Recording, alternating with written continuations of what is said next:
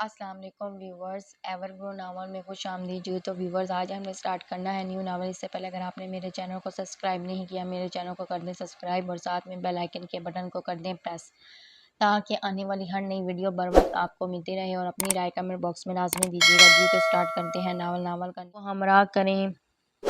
اس کی جو رائٹر ہیں وہ ہیں ایمان قاضی۔ گھوڑے کے ٹاپوں کی آواز جیسے جیسے قریب آ رہی تھی، ویسے ویسے ان دونوں کی ہنسنے کی آوازیں اس کی سماعت کو بے چین کرنے لگی۔ کاش میں کچھ دیر قبل یہاں سے چلا گیا ہوتا، پہلی سوچ نے بے ساختہ شعور کے دروازوں پر دستک دی۔ وہ دونوں بے حد قریب آ چکے تھے۔ زورین نے سر کچھ اور جھکایا۔ سکندر، تمہیں نہیں لگتا کہ اس بار یہ ٹاپ کرنے والا ہے؟ وہ منت مراد علی شاہ تھی۔ ہاں بھائی، میں نے تو ابھی ہی سے انتظام کرنے شروع کر دیے ہیں۔ آخر کو میڈیا والے آئیں گے جناب کے انٹرویو کے لیے۔ سکندر کا لہجہ از حد تحقیر اور استہزاء لیے ہوئے تھا، اور زورین کے اندر اشتعال کی شدید لہر انگڑائی لے کر بیدار ہوئی۔ اللہ فرماتا ہے کہ جب تمہارے اوپر کوئی ظلم ہو تو میرے انتقام پر راضی ہو جاؤ، کیونکہ میرا انتقام تیرے انتقام سے بہتر ہوگا۔ اپنی ماں کی بات یاد آتے ہی اس نے خود کو بے حد پرسکون محسوس کیا۔ اے زورین، اٹھ کے ادھر آ، میرے جوتے مٹی سے اٹک گئے ہیں، صاف کر ذرا۔ کتابیں ہاتھ میں لے کر تو اپنی اوقات بھول بیٹھا ہے۔ یاد رکھ کہ اپنی حیثیت وہ بھی دن میں کئی بار مجھے یاد کروانی پڑتی ہے۔ تو حویلی میں رہ کر خود کو ہمارے برابر ہی جاننے لگ جاتا ہے، یہ تو اچھی بات نہیں ہے نا؟ تیرے باپ نے بھی ایسا ہی کیا تھا، انجام یاد ہے نا اس کا؟ سکندر شاہ یقیناً اسے اشتعال دلانا چاہ رہا تھا، مگر زورین نے بھی خود سے عہد کیا تھا اور اپنی ماں سے کہ حویلی والوں کی فضول باتوں اور طعنوں تشنوں میں پڑ کر وہ اپنی ماں کے خواب چکنا چور نہیں ہونے دے گا۔ دنیا والوں کی باتیں سن کر تھک کر مت بیٹھ جاؤ، بلکہ ان باتوں کا ایک پل بنا کر اس پر سے گزرو کے منظر کو پا لو۔ اور ایک اور سنہری بات نے اس کا دامن تھاما تھا، اور اسی کے سہارے وہ آرام سے چلتا ہوا آیا اور سکندر شاہ کے گندے جوتے اپنے رومال سے صاف کیے۔ ایسے ہر موقع پر وہ اپنے ارتکاز کا سر باہر سے توڑ کر اپنے اندر کی طرف کر لیتا تھا، جہاں علم کا اجالا تھا، صبر کی روشنی تھی اور ماں کی دعاؤں کا سہارا تھا۔ پہلے اسے بہت اذیت ہوتی تھی، دل کرتا تھا سامنے والے کا منہ توڑ دے، مگر پھر ماں نے ایک بار نہیں بار بار سمجھایا تھا کہ نماز، صبر اور علم، ان تین کنجیوں کا دامن تھام کے سب کچھ اس مالک کے حوالے کر دو جو سب سے زیادہ بہترین فیصلہ کرنے والا ہے۔ وہ غصہ کرتا تھا، لڑتا تھا ان سے کہ حویلی کے لوگ ایسے نہیں ہیں جو ان ہتھیاروں سے زیر ہو جائیں۔ ان جیسے لوگوں سے اپنا حق چھین کر وصول کرنا پڑتا ہے، مگر میں حویلی والوں کی طرح نہ ظالم ہوں نہ مضبوط۔ میرے پاس میرا واحد سہارا تم ہو زورین، اور ایک اللہ کا سہارا جو مجھے مضبوط اور استحکام بخشتا ہے۔ اور ان کا بھی اللہ ہے جیسے میرا اور تمہارا، وہ ہمارے بھی سنے گا۔ بس اس کے بہترین فیصلے کا انتظار کرو، وہ ہمیں مایوس نہیں کرے گا۔ اس نے اس وقت بھی تمہیں بچا لیا تھا جب ان کی آنکھوں میں خون اترا ہوا تھا اور ہاتھوں میں ہتھیار آتش اگلنے کو تیار تھے۔ وہ میری دعائیں، میرے التجائیں یا ان کا رحم نہیں تھا، وہ میرے مالک کا مجھ پر کرم تھا جس نے تمہیں مجھے بخش دیا تھا۔ جس پر یقین رکھو، مجھے ماں پر یقین ہے نا تمہیں مجھ ماں پر یقین ہے نا تمہیں بچے، وہ تو 70 ماؤں سے بھی بڑھ کر مہربان اور محبت کرنے والا ہے۔ وہ دن رات اس کے جوان گرم خون میں انتقام کی سلگتی آگ کو اپنے صبر سے ٹھنڈا کرواتی تھی۔ وہ دونوں اپنے الفاظ اور لہجے کی تمام تر نفرتیں اس پر اونڈھیل کر وہاں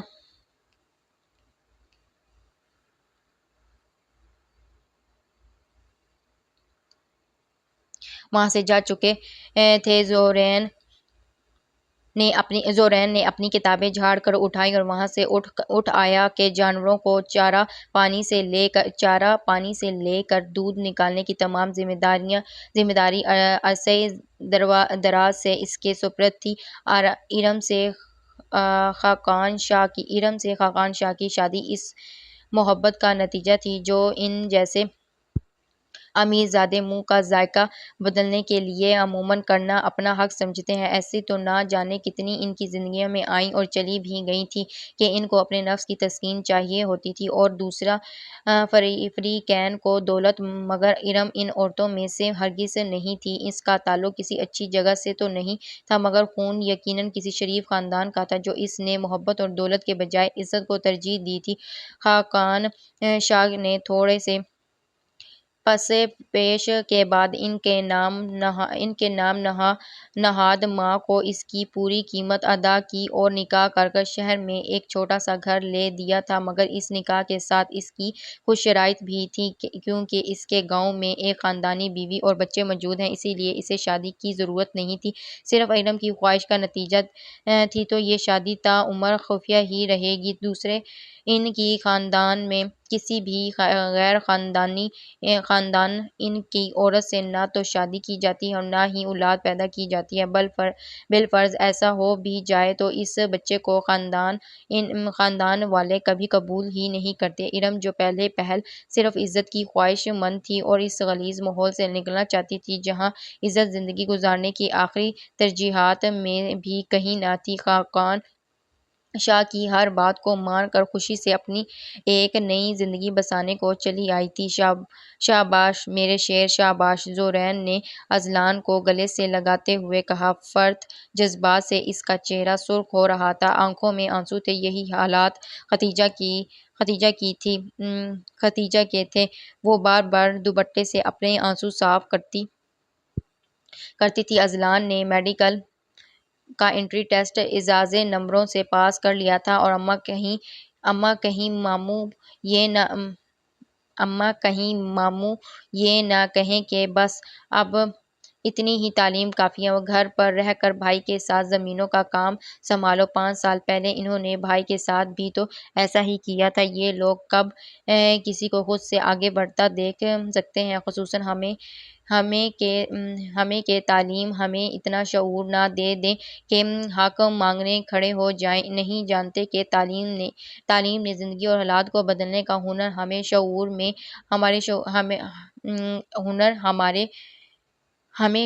میں آنے کے بعد دیا ہے۔ ان کے رویے اور سلوک نے تو ہمیں بہت پہلے ہی ہر چیز سے آگاہ کر دے دی تھی۔ اذلان اپنی اتنی بڑی کامیابی پر بھی خوشی سے زیادہ خوف زد تھا۔ خدیجہ بیگم نے دہل کر اپنے سینے پر ہاتھ رکھا اور زورین کی طرف دیکھا۔ وہ دونوں ماں بیٹے تو عرصے سے ایسے حالات میں ایک دوسرے کے ڈھال بنے آ رہے تھے۔ نہیں اذلان، ہر بار قربانی ہم نہیں دیں گے۔ ویسے بھی میں بڑا تھا تو ان کا پورا دھیان میری طرف تھا۔ مجھے نہیں لگتا کہ وہ تمہاری مزید تعلیم کے سلسلے میں رکاوٹ بنیں گے، اور اگر کہیں گے تب بھی ہر مسئلہ اور رکاوٹ جھیلنے کے لیے تمہارا بھائی ہے نا۔ تم بس آگے بڑھنے کے لیے تیار ہو جاؤ۔ تمہیں ڈاکٹر بنتے دیکھنا میری اور اماں کی سب سے بڑی خواہش ہے۔ وہ اس کا کندھا تھپتھپاتا ہوا پورے جذب سے بولا۔ آج سے 5 سال پہلے کا وہ وقت اس کے چہرے پر وہ تمام محرومیاں سمیٹ لایا تھا جب اسے بورڈ میں FSC ٹاپ کرنے کے بعد ارباز شاہ نے بلاوا بھیجا تھا۔ سکندر شاہ کو FSC کے بعد باہر بھیجنے والے ہیں۔ وہ جاگیردار اس کی مزید تعلیم کے حق میں نہیں تھے۔ انہوں نے اس کے ہاتھ سے قلم اور کتاب لے کر حل اور رہٹ پکڑا دیا تھا کہ وہ مزدوروں کی اولاد ہے، صدیوں سے مٹی جیسی اوقات رکھتا ہے۔ ان کی زندگی بھی مٹی کی طرح اور مٹی کو ہی سنوارنے میں خرچ ہونی چاہیے۔ ان کے بھلا قلم اور کتاب سے کیا تعلق؟ مزید یہ کہ اگر کتاب سے اتنی ہی محبت ہے تو وہ زمینداروں کا تمام کام سنبھالنے کے ساتھ ساتھ منشی سے حساب کتاب بھی سیکھتا رہے تاکہ اس کی یہ خواہش بھی پوری ہوتی رہے۔ اور یہ تو ان لوگوں کا وتیر تھا کہ ان کی ہر کامیابی پر وہ ان کو ان کی اوقات یاد دلانا ضروری خیال کرتے تھے کہ وہ کون ہیں، کس کی اولاد ہیں، اور وہ مزرعے ہی پیدا ہوئے ہیں، مزدور ہی پیدا ہوئے ہیں، انہیں ان شاہوں کی خدمت کرتے ہوئے ہی مرنا چاہیے۔ ادھر آؤ منت، تمہارے بابا اور تایا نے تمہیں کھلی چھوٹ دے رکھی ہے، تو اس کا یہ مطلب نہیں ہے کہ تم ایسے منہ اٹھا کر لوڑ پھرتی رہو۔ یاد رکھو کہ ہمارے ہاں کی لڑکیاں کبھی بغیر چادر کے باہر نہیں گئیں، اور تم ایک دوپٹے میں گھوڑوں پر چڑھی پھرتی ہو۔ کتنی بار سمجھایا کہ شکار، گھوڑا سوار، نیزہ بازی سمیت اس قسم کے سارے شوق ہمارے ہاں ایک مرد کی شان اور حیثیت کو ظاہر کرتے ہیں، مگر ایک لڑکی کا اس طرح کے کاموں میں حصہ لینا یہ عیب کی بات ہے۔ جب تک تم شہر میں رہی تب تک ہم نے بھی کوئی روک ٹوک نہیں رکھی کہ چلو جیسا دیس ویسا بھیس، مگر یہاں تم جانتی ہو تمہارے اور اس طرح سکندر کے ساتھ ہر جگہ جانا کتنی باتوں اور افواہوں کو جنم دے سکتا ہے۔ سو واٹ اماں، مجھے کسی کی کوئی پرواہ نہیں ہے، اور ویسے بھی کسی کی جرأت ہے کہ منت مراد علی شاہ کے بارے میں کچھ کہہ سکے؟ بابا جان کو نہیں جانتے یا مجھے نہیں جانتے؟ وہ لانگ شوز چڑھاتے ہوئے مگن سی بولی۔ رابعہ بی بی طویل سانس لے کر رہ گئی۔ پھر بھی منت کوئی بات نہ بھی کرے۔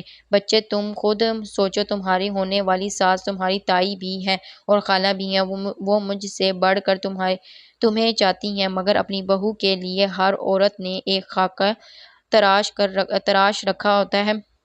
میں نہیں چاہتی کہ تمہاری اس روشن سے اس کے دل میں کوئی ذرا سا حال بھی آئے۔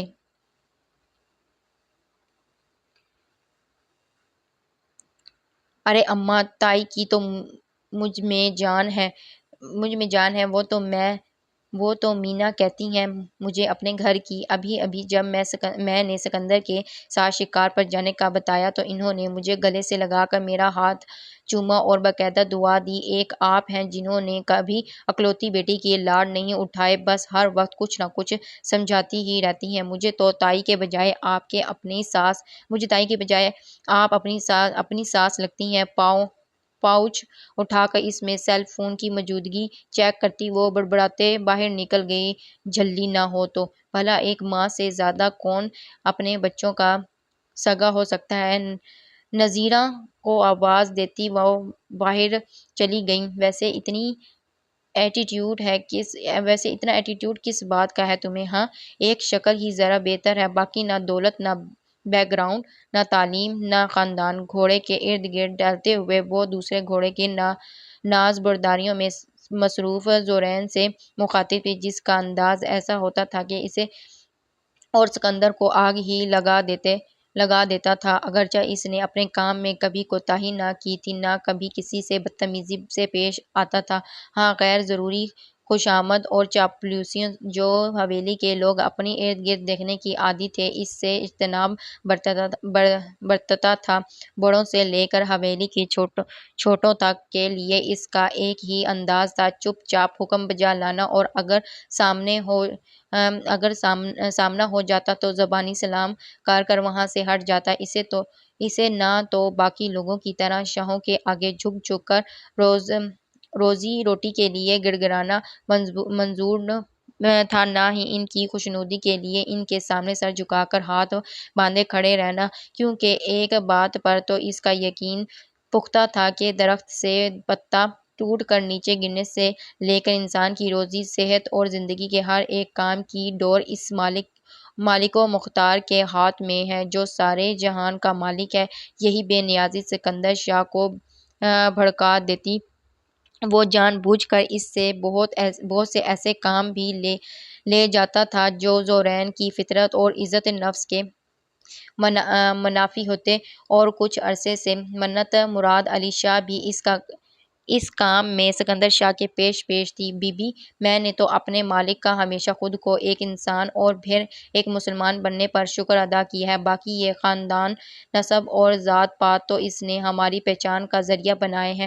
کچھ لوگوں نے اسے اپنی ذات کا فخر اور دوسروں کی ذات کی کمتری کا ذریعہ بنا لیا ہے۔ وہ ان کا ظرف ہے۔ جہاں تک فخر کی بات ہے تو صرف اتنی بات مجھے پتہ ہے کہ تکبر صرف ایک ذات پر ہی جچتا ہے کہ یہ اس کی صفت ہے۔ ہم انسانوں کی کیا اوقات کہ ایسا کچھ کر سکیں۔ تم باتیں خوب بنا لیتے ہو۔ یہ بتاؤ، بھائی کو ڈاکٹر بنا کر تم سمجھتے ہو ہمارے مقابل آ کر کھڑے ہو جاؤ گے، جبکہ جانتے بھی ہو ایسا قیامت تک ممکن نہیں ہے۔ سکندر کا انتظار کرتے ہوئے جب بور ہو گئی تو تفریح کا ایک شاندار موقع اس اکڑ مزاج کی صورت نظر آیا تھا۔ وہ کیوں ہاتھ سے جانے دیتی؟ نہیں بی بی، آپ کے مقابل آ کر کیا کرنا ہے ہم نے، لیکن زندگی کی خوشیاں، کامیابیاں اور ترجیحات جتنی آپ کے لیے ضروری ہیں ہمارے لیے بھی ویسے ہی ہیں۔ جو آپ کا اور میرا رب ہے وہ بھی ایک ہی ہے۔ اس کی طرف سے کسی بھی انسان پر کوئی قدغن نہیں ہے کہ وہ زندگی کی دوڑ میں یہ سوچ کر حصہ نہ لے کہ وہ غریب ہے یا مزدورے کا بیٹا ہے۔ بات حق کی نہیں ہو رہی ڈیئر، بات ہو رہی ہے اپنی اوقات سے بڑھ کر خواب دیکھنے کی۔ اس پر بہت لمبی بات ہو سکتی ہے، مگر ابھی سکندر نے مجھے تمہارے ساتھ بات کرتے دیکھ لیا تو تمہارے ساتھ میری بھی خیر نہیں، اس لیے تمہارے یہ ویوز بھی کسی اور وقت سنوں گی۔ سکندر کو دور سے آتا دیکھ کر وہ ہاتھ ہلاتے وہاں سے ہٹ گئی تھی۔ ایسی کئی عورتیں شاہوں کی زندگیوں میں آتی ہیں اور چلی جاتی ہیں۔ ان کے ساتھ سے زندگی کو رنگین تو بنایا جاتا ہے، گھر کی زینت نہیں بنایا جاتا۔ یہ تمہاری دی ہوئی جرأت ہے کہ وہ اس حویلی تک آ پہنچی ہے، ورنہ اس قسم کی کوئی عورت تو کیا مرد کی بھی جرأت نہیں ہوتی کہ وہ شاہوں کی حویلی تو ایک طرف ان کے گاؤں کی سرحد بھی عبور کر جاتے۔ وہ سلطان شاہ تھے جو خاقان شاہ کے ساتھ ایک عورت اور بچے کو دیکھ کر چراغ پا ہو گئے تھے۔ ان کو اپنے بچوں کی تمام سرگرمیوں کی خبر ہوتی تھی، حتیٰ کہ خاقان شاہ کی اس بیوی کی بھی خبر تھی، مگر وہ سمجھتے تھے کہ کچھ دن کا شوق ہوگا ہمیشہ کی طرح، پھر وہ پچھلی عورتوں کی طرح اس کو بھی چھوڑ دے گا۔ مگر وہ ان کی تمام روایات کو بھول کر اس عورت کو پہلو سے لگا کر کھڑے تھے، جبکہ حویلی کی اصل اور خاندانی بہو ان کی بھتیجی تھی جو 2 بیٹوں کی ماں ہونے کا اعزاز بھی رکھتی تھی۔ ابا جی، اس کے پیچھے سے تعلق جس بھی جگہ سے ہو، اب وہاں سے کوئی تعلق نہیں ہے۔ نکاح کیا ہے میں نے اس سے،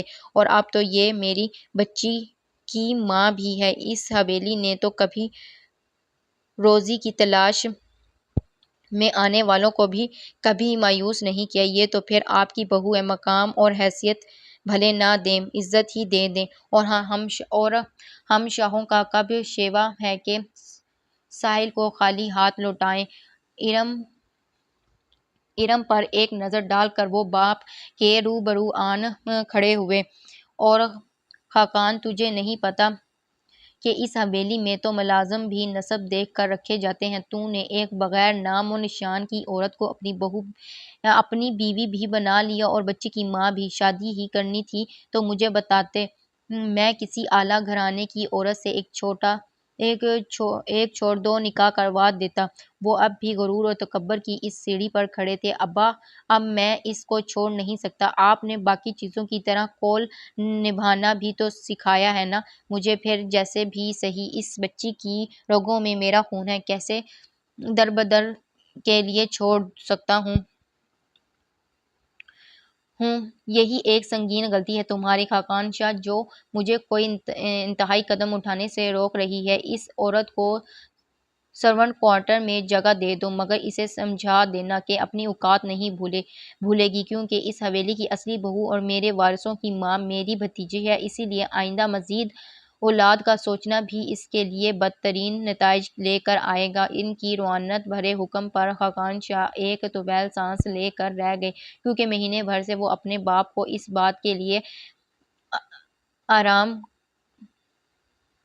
آرام کر رہے تھے کہ ارم کو بے شک ایک کوٹری ہی صحیح جگہ دے دیں۔ جس محل میں انہوں نے اسے گھر لے کر دیا تھا، وہاں کے لوگ اب ان کی آمد پر چہمہ گوئیاں کرنے لگے تھے۔ پھر ارم جو پہلے پہل ان کی تمام شرائط پر راضی برضا تھی، ماں بننے کا خواب صورت احساس ملتے ہی ایک انوکھے احساس میں گھر گئی تھی۔ خاقان شاہ کی سخت تنبیہ کے باوجود اس نے اپنی امید سے ہونے کی خبر ان سے اس وقت تک چھپائی رکھی جب تک چھپ سکتی تھی، اور جب ان پر ظاہر کیا تو پاؤں پڑ کر اس جان کی زندگی بھی مانگ لی جو ابھی اس دنیا میں نہیں آئی تھی۔ پھر خاقان شاہ نے اپنا سارا رسوخ اور پیسہ استعمال کیا، مگر کوئی ڈاکٹر اس حالت میں ایسا رسک لینے کو تیار نہ تھی۔ بچی کی پیدائش کے 2 ماہ بعد تک انہوں نے وہاں قدم نہ دھرا تھا، مگر پھر جب آئے تو بچی کی شکل دیکھ کر ارم سے ناراض تو برقرار رکھی نامولود پر شفقت پری امڑنے سے دل کو نہ روک پائے۔ پھر ارم سے محبت ہی اتنی شدید تھی یا بچی کے باپ ہونے کا احساس اتنا قومی تھا کہ اپنے باپ داداؤں کی فرمودات کو بھلائے وہ سلطان شاہ کے عدالت میں اپنا مقدمہ لے کر حاضر ہو گئے۔ پھر کون سی دلیل تھی جو انہوں نے باپ کو نہیں دی، مگر وہ مصر تھے کہ اس عورت کو طلاق دے کر کچھ دے دلا کر فارغ کر دیں۔ بیوی الگ روٹھ کر دونوں بیٹوں کو لے کر میکے جا بیٹھی تھی۔ وہ بھی ضد پر اڑ گئے تھے اور کچھ دنوں بعد بیوی اور بچی کو ان کے سامنے لا کر کھڑا کیا تھا۔ پھر بیٹے سے محبت تھی یا شاہوں کی بچی؟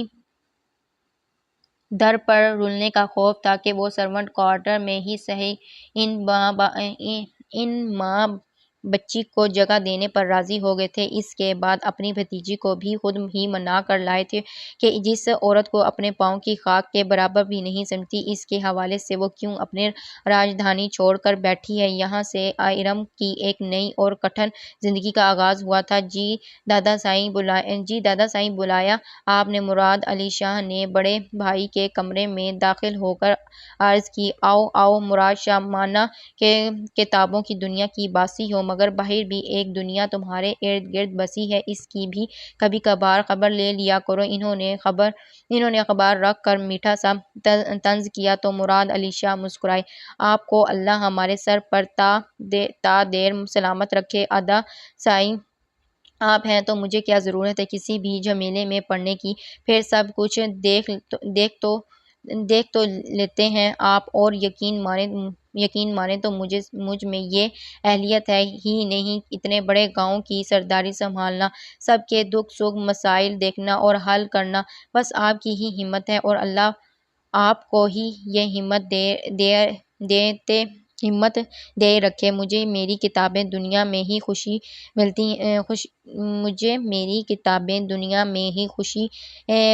ملتی ہیں، ٹھیک ہے، مگر کچھ فیصلے ایسے ہوتے ہیں جن میں سب کی رائے کا شامل ہونا ضروری ہوتا ہے۔ سکندر سمجھدار ہے، مگر تم سمجھدار ہے تو ابھی بچہ ہے، پہلے تو یہ بتا کہ منت اور سکندر کی شادی کا کیا پروگرام ہے، اور یہ جو خدیجہ کا لڑکا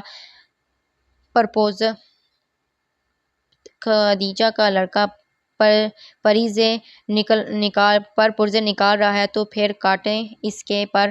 وہ مونچھوں کو بل دیتے پوچھ رہے تھے۔ مراد علی شاہ نے ناسمجھی سے بڑے بھائی کو دیکھا۔ ادا آپ کے بچے ہیں دونوں، جیسے مناسب سمجھا کریں، دونوں اپنی تعلیم سے بھی فارغ ہو چکے ہیں، اور زورین تو بہت موڈی بچہ ہے، سب سنبھال تو لیا ہے اس نے، پھر کیا ہوا، کوئی بات ہوئی ہے کیا؟ وہ مؤدبانہ انداز سے بولے۔ اور نہ اس کی بات نہیں کر رہا، چھوٹے کی بات کر رہا ہوں۔ ڈاکٹر کا امتحان پاس کر لیا ہے اس نے، کل کو ڈاکٹر بن جاتا ہے۔ ختیجہ کا پتر تو کمی لوگوں کا تو پتر ہے، تمہیں کیا ذرا اختیار اور حیثیت بدل لی نہیں کہ فوراً اوقات دکھانے پر آ جاتے ہیں؟ آج یہ جائے گا شہر ڈاکٹر بننے، کل کو اور لوگوں کو بھی شہ ملے گی، پھر تو سارے ہی اٹھ کر کھڑے ہوں گے۔ کیا خیال ہے اس کے بھی پر کتر کر کسی کام پر نہ لگا دیں؟ اس پل اتنی روحانیت تھی ان کے چہرے پر اور لہجے میں کہ ایک پل کو مراد علی شاہ بھی دل میں استغفار پڑھ کر رہ گئے۔ میں آپ کے خیال سے متفق نہیں ہوں ادا، زمانے بدلنے کے ساتھ ساتھ آپ لوگوں کے خیالات بھی بدلنے ہیں۔ اب ہمیں ان کو اسی لاٹھی سے ہانکیں گے جس سے 10 سال پہلے بھی ہانکتے رہے ہیں، اور وہ اسی سمیت دوڑتے بھی چلے جائیں گے۔ جو سمت ہماری دکھائی اور بتائی ہوئی ہے تو یہ یقیناً ہماری بہت بڑی غلط فہمی ہے، سختی بغاوت کو جنم دیتی ہے۔ یہ بات تو ہمارے خاندان سے بہتر کوئی جان ہی نہیں سکتا۔ اس میں قابلیت ہے تو جانے دیں، اسے جو کرنا ہے کرے۔ زیادہ سے زیادہ ڈاکٹر بن کر ماں اور بھائی کو لے کر چلا جائے گا، اور کیا کرے گا۔ وہ اپنے بھائی کے ذہن کو مدنظر رکھ کر باتیں کر رہے تھے، جانتے تھے کہ ان کے واضح کردہ اصول اور انا سے جو بات ٹکراتی تھی اس سے وہ ایک انچ بھی پیچھے نہیں ہٹتے تھے۔ ہاں، سامنے والا ہاتھ جوڑ کر منت مان کر بات منوانے کی کوشش کرتا تو کبھی کبھار مان بھی جاتے تھے، اسی لیے لہجے میں نرمی اور عاجزی لے کر اذلان کے حق کے لیے بات کی تھی۔ مراد علی شاہ تعلیم و صحت اور دوسری ضروریات ان کو ان کے گھر میں دے دیں گے تو ہماری چاکری کون کرے گا؟ کل کو یہ لڑکا یہاں ہسپتال کھول کے بیٹھے گا تو مت ماری جائے گی ہماری۔ وہ جو برسوں سے غریب عوام کو گاؤں میں ہسپتال اور تعلیم کی سہولت مہیا کرنے کا لارا دیتے آئے تھے، ان کو یہ بات ہرگز پسند نہیں آئی تھی۔ ادا، ہسپتال ایسے ہی نہیں کھل جاتے، اس کے لیے کثیر سرمایہ کے ساتھ ساتھ زمین اور دیگر الزامات کی ضرورت ہوتی ہے۔ پھر ابھی تو اس میں بہت ٹائم ہے ڈاکٹر بننے کے لیے، آپ اسے جانے دیں اور یہ بتائیں کہ آپ نے بچوں کی شادی کے حوالے سے کیا سوچا ہے؟ مراد علی شاہ ان کا دھیان ہٹایا۔ اس میں خاطر خواہ کامیابی ہو گئی کہ اب وہ پرانا مسئلہ بھولے ذوق شوق سے شادی کی تاریخیں اور انتظامات کی تفصیل گنوا رہے تھے۔ عورت اپنے مرد کی شراکت داری اور دوسری عورت کی جلن میں کسی بھی حد تک جا سکتی ہے، اور اس کا ثبوت سلمیٰ بیگم نے عملی طور پر دے دیا تھا۔ اس نے ماں باپ کے گھر سے سسرال واپس آنے کی بہت کڑی اور بہت بڑی شرط رکھی تھی کہ آج اس عورت کی ایک بیٹی ہے تو اس کا خاندان اس سے تعلق نہیں توڑ رہا، الٹا اس کو حویلی میں اس کے مقابلے لے آیا ہے تو کل کو وہ اور بچے خصوصی بیٹے پیدا کر کے حویلی اور جائیداد کی وارثوں کے برابر لا کھڑی کرے گی، تب وہ کیا کریں گے؟ وہ اسی صورت گھر واپس آئیں گی یا تو اس عورت کو طلاق دے کر گھر سے باہر کیا جائے۔ اب جب اس حویلی میں جگہ دے ہی دی ہے تو کچھ ایسا کیا جائے کہ وہ مزید اولاد کی نعمت سے محروم رہے۔ ارم جو اللہ کا شکر ادا کرتے نہ تھک رہی تھی کہ اس کی بیٹی اور اس کو سر چھپانے کے لیے شوہر کے گھر میں کوٹھری ہی صحیح مل تو گئی، باقی رہی حیثیت اور مقام تو وہ بھی کبھی نہ کبھی مل ہی جاتے۔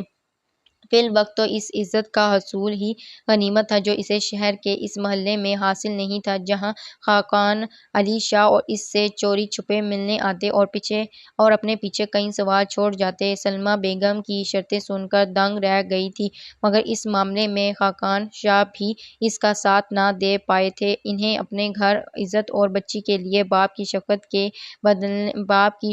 کے بدلے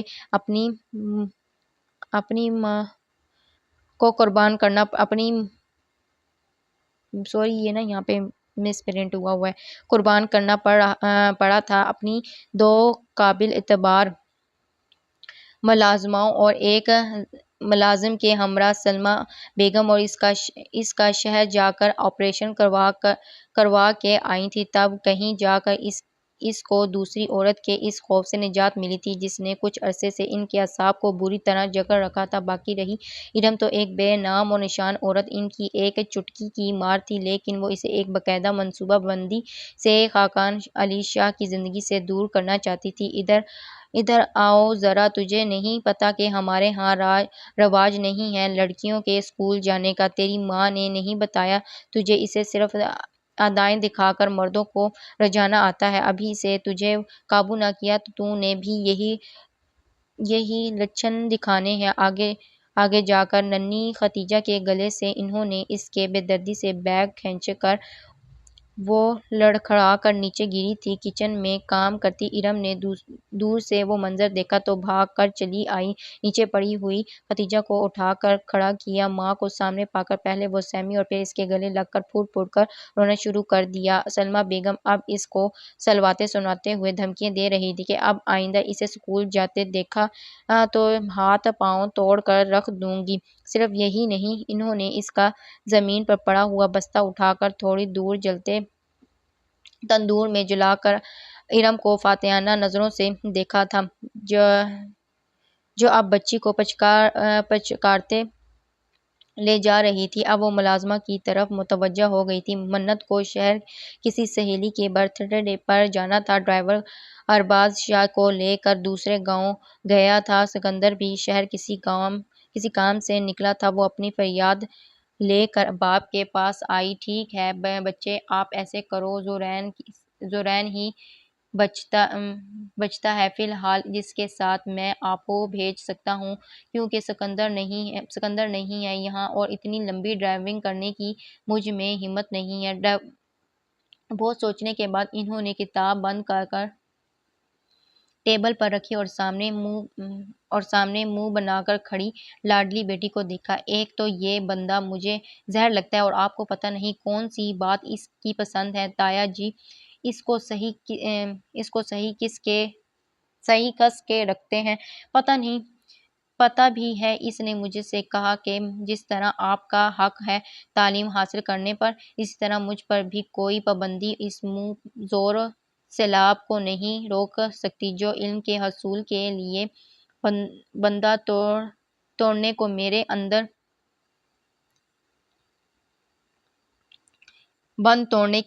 اندر سے ابلنے کو تیار ہے۔ آپ کے سکندر صاحب نے جو ڈگریاں لاکھوں خرچ کرنے کے بعد ملک کے ایک بہترین ادارے سے لی ہیں، میں وہی ڈگری اس زمین کی آبیاری کرتے ہوئے لے کر دکھاؤں گا۔ حالانکہ تایا جی نے اس کو سختی سے منع کیا کہ ایسی کسی بھی ایکٹیویٹی سے مجھے تو کل ہی بیانہ ملازموں کی بیٹی نے بتایا کہ زورین صاحب نے انگریزی میں 16 جماعتیں پاس کر لی ہیں۔ دیکھیں ذرا اس کی جرأت، آ جائے ذرا تایا جی، بتاتی ہوں اس کے کارنامے۔ تلملا کر وہ بولی تو مراد علی شاہ نے خوشگوار حیرت سے اینک اتار کر میز پر رکھی۔ آپ کا غصہ میری سمجھ سے باہر ہے منت، افسوس کہ مراد علی شاہ کی بیٹی ہو کر آپ کی سوچ ایک روایتی جاگیرداری والی کیوں ہے؟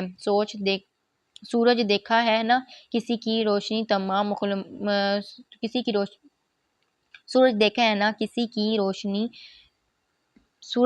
اس کی روشنی تمام مخلوقات کے لیے ہے۔ بارش برستی ہے تو یہ نہیں دیکھتے کہ نیچے سیراب ہونے والوں میں پھول ہیں یا کانٹے، انسان ہے یا حیوان۔ جب کائنات کا خالق نعمت تقسیم کرتے وقت صرف اپنی رحمت دکھا رہا ہوتا ہے تو ہم حقیر سی مخلوق کی کیا مجال کسی انسان کے لیے بنیادی ضروریات کی دروازے بند کر سکیں۔ اس بچے پر تو فخر کرنے کو دل کرتا ہے جس نے اپنی لگن کو تڑپ کو کام اور بے تحاشا مصروفیات میں ختم نہیں ہونے دیا۔ اس چیز نے الٹا اس میں علم کے حصول کی مہم میزی کو شدید کر دیا۔ مجھے تو یہ جان کر دلی خوشی ہو رہی ہے اور میں چاہتا ہوں آپ بھی اپنی سوچ بدلو بیٹا۔ آپ دولت مند ہیں، حسب نسب والی ہیں تو دنیا کی ہر نعمت پر آپ کا حق ہے، اور دوسرا غریب ہے تو وہ کسی بھی نعمت یا ضرورت کے بارے میں سوچے بھی نہ۔ یہ تو انصاف نہ ہوا نا۔ باقی باتیں پھر کبھی ہوں گی، آپ جا کر تیار ہو جائیں، میں زرین کو کہتا ہوں۔ گاڑی تیار کر کے نرمی سے کہہ کر انہوں نے منت کو کہا اور ٹیبل پر سے اپنا موبائل اٹھا کر اس کو فون ملا کر اسے اپنے پاس آنے کو کہا۔ لمحوں میں ہی وہ ان کے سامنے تھا۔ آپ نے بلایا چھوٹے شاہ صاحب؟ مؤدب سا وہ سامنے کھڑا تھا۔ ہاں آ جاؤ زرین، ایک مہربانی کرو یار، منت کو شہر جانا ہے کسی دوست کے گھر، آپ نے وہیں رہنا ہے اور رات گہری ہونے سے پہلے اسے واپس لے کر آنا ہے۔ وہ اس معاملے میں لاپرواہ ہے، دوستوں میں بھول جائے گی، آپ نے خود ہی واپسی کا تقاضا کرنا ہے، پتہ ہے نا۔ ادا ارباز کو گھر کی عورتوں کا زیادہ دیر باہر رہنا پسند نہیں ہے۔ جی چھوٹے شاہ صاحب، جو حکم آپ کا، فکر نہ کریں۔ حویلی میں ایک واحد فرد تھے جن کی وہ دل سے عزت کرتا تھا کہ دوسرے بندے کو عزت دے کر اپنی عزت کروانے کا فن بخوبی جانتے تھے، جس سے حویلی کے دوسرے لوگ بے بہرے تھے۔ او یار اتنی بڑی کامیابی حاصل کی آپ نے، بتایا بھی نہیں، بہت اچھا لگا مجھے آپ کی کامیابی کی بابت جان کر۔ ان کی بات سن کر اس نے نظریں اٹھا کر حیرت سے ان کو دیکھا۔ تمہیں تو پتہ ہے نا زرین میاں، میں علم اور کتاب دوست بندوں میں بندہ ہوں تو ایسے ہی لوگوں کو پسند کرتا ہوں۔ یہ ایک کتاب تحفے کے طور پر رکھو، اور یہ بتاؤ کہ چھوٹے میاں سیٹ تو ہو گئے نا، کالج میں کوئی مسئلہ ہوا تو بتانا۔ انہوں نے کتاب کے ریک کے پاس جا کر ایک کتاب اٹھائی اور اس کی جانب بڑھاتے ہوئے گویا ہوئے فرط جذبات سے وہ کچھ بول بھی نہ پایا تھا۔ اب اتنی عزت اور محبت اور ان کی ماں بیٹوں کے نصیب میں کب آئی تھی بھلا؟ وہ بھی حویلی کے کسی فرد کی طرف سے۔ مراد علی شاہ نے زندگی کا بیشتر حصہ تعلیم کے سلسلے میں ملک سے باہر گزارا تھا، پھر جاب کی وجہ سے شہر میں رہے تھے۔ اب سال بھر ہی ہوا تھا ریٹائرمنٹ کے بعد ان کو گاؤں میں شفٹ ہوئے۔ سو دنوں کا ہی ایک دوسرے سے رابطہ بہت کم ہوا تھا۔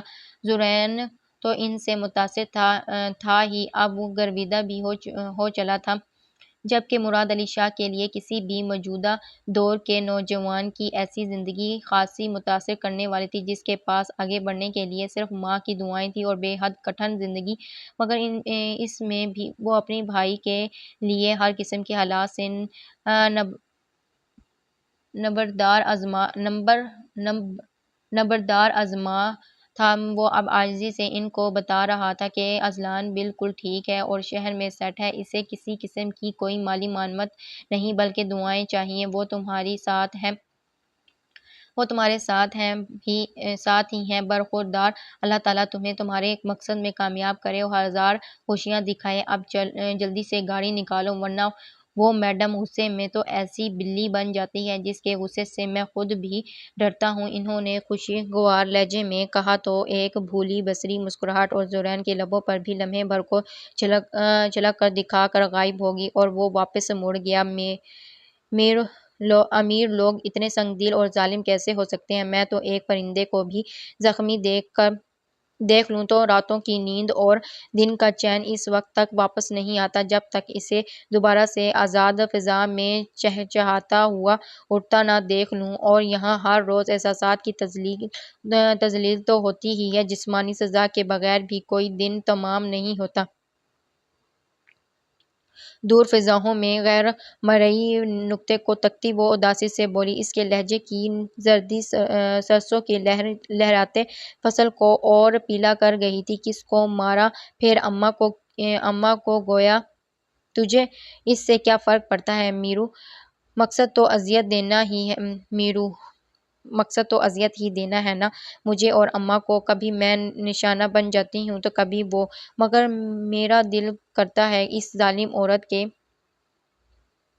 ہاتھ توڑ دوں۔ جب جب وہ میری ماں کو مارتی ہے، اسے شدید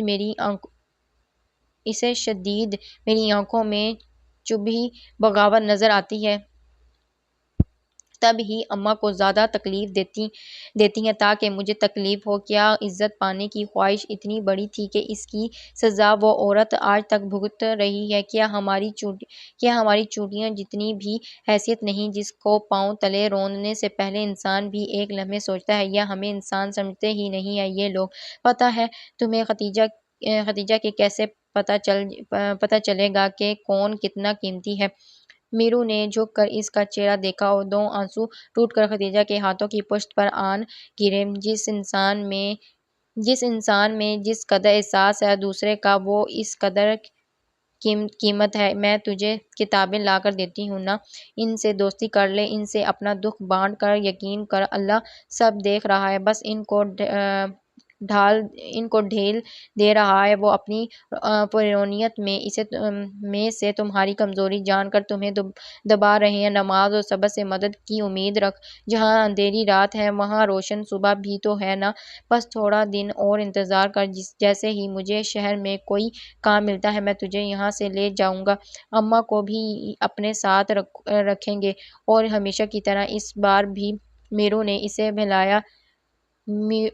اسے بھلایا تھا ان خوابوں کی تعبیر سے جو کئی برسوں سے وہ دونوں اکٹھے دیکھتے چلے آ رہے تھے۔ منشی کا بیٹا میرو اس وقت سے اس کا دوست تھا جب سلمیٰ بیگم نے اس کا بستہ جلا ڈالا تھا۔ چوتھی جماعت ادھوری رہ جانے کے غم ادھورے رہ جاتا جب وہ اس کے کوارٹر میں چلی جاتی، پھر اس کا بستہ لے کر حسرت بھری نظروں سے ان الفاظ پر نظریں مارتی جن کا ہاتھ تھام کر وہ روشنیوں کے دیس جانا چاہتی تھی، مگر اس سے کتابیں چھین کر اندھیرے میں لا کر کھڑا کیا گیا تھا۔ کتابوں سے دوستی اسے میرو کے قریب لے آئی تھی۔ جو سفر میرو کے بستے سے شروع ہوا تھا، اس کے راستے میں کئی پڑاؤ آئے تھے۔ جب وہ کرائے پر کہانیاں لے کر آتا، اسے ضرور پڑھا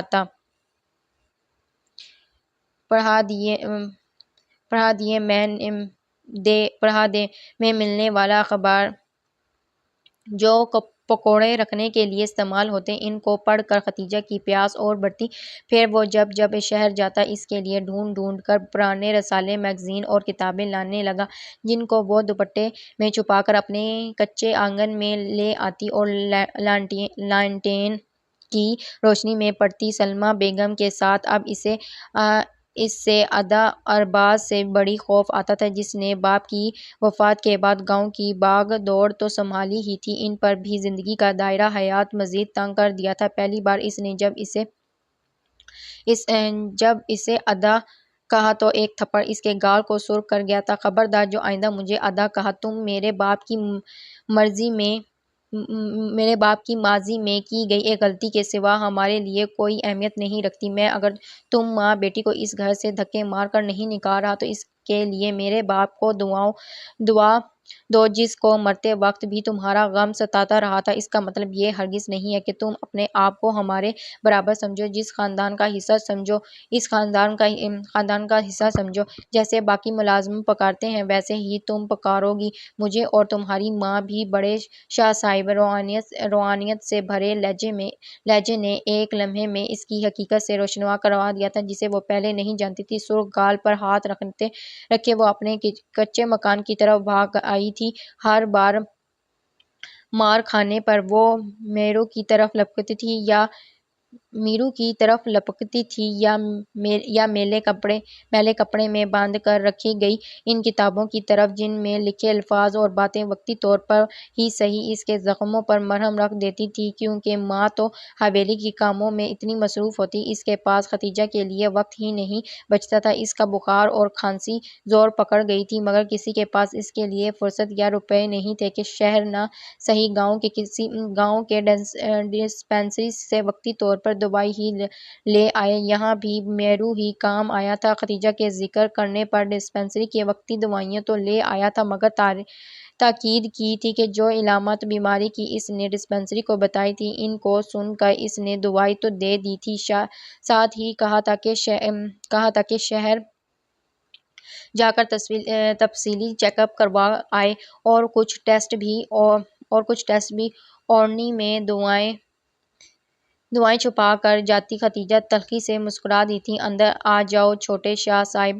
اس کی مدھم آواز سن کر مراد علی شاہ سیدھا ہو بیٹھا۔ آؤ آؤ خدیجہ، اس میں بھلا اجازت لینے والی کون سی بات ہے؟ وہ مسکراتے سیدھے ہو بیٹھے۔ خدیجہ نے چائے لا کر ان کے سامنے دھری۔ بیٹھو خدیجہ، اور سناؤ کیا حال ہے؟ کیسی ہو؟ زرین سے تو ملاقات ہوتی رہتی ہے، اذلان کیسا ہے؟ چائے کا کپ اٹھا کر انہوں نے گھونٹ بھرا خدیجہ ان کے سامنے قالین پر بیٹھ گئی۔ اوپر بیٹھو خدیجہ، آپ کو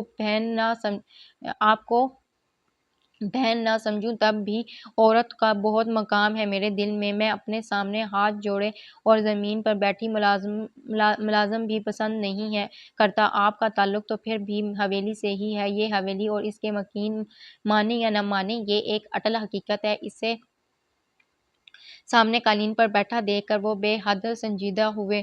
آپ کا ظرف ہے چھوٹے صاحب جو آپ ایسا سمجھتے ہیں۔ اللہ آپ کو صحت تندرستی کے ساتھ ہزاروں خوشیاں دیکھنی نصیب کرے۔ لیکن میں اپنی اوقات جانتی ہوں، پھر جس زمین کو ابد ٹھکانہ بنانا ہے، اس سے قبل ازل وقت کیسا دشمنی، ہم تو عادی ہیں ایسے ہی بیٹھنے کے۔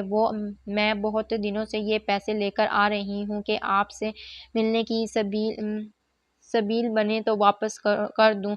خدیجہ نے دوپٹے میں سے وہی لفافہ نکال کر سامنے ٹیبل پر رکھ دیا جو انہوں نے 7-8 دن قبل بھجوایا تھا۔ مراد علی شاہ نے تحیر سے ان کی سمت دیکھا۔ اللہ 70 ماؤں جتنا پیار کرنے والا، اس نے زمین پر آپ کو ہماری مدد کا وسیلہ بنائے رکھا، ورنہ آپ بھی تو اسی خاندان کا حصہ تھے۔ ویسے ہی رویہ اپنا سکتے تھے جیسے اور لوگوں نے اپنایا تھا، لیکن احسان مند لوگوں نے اپنی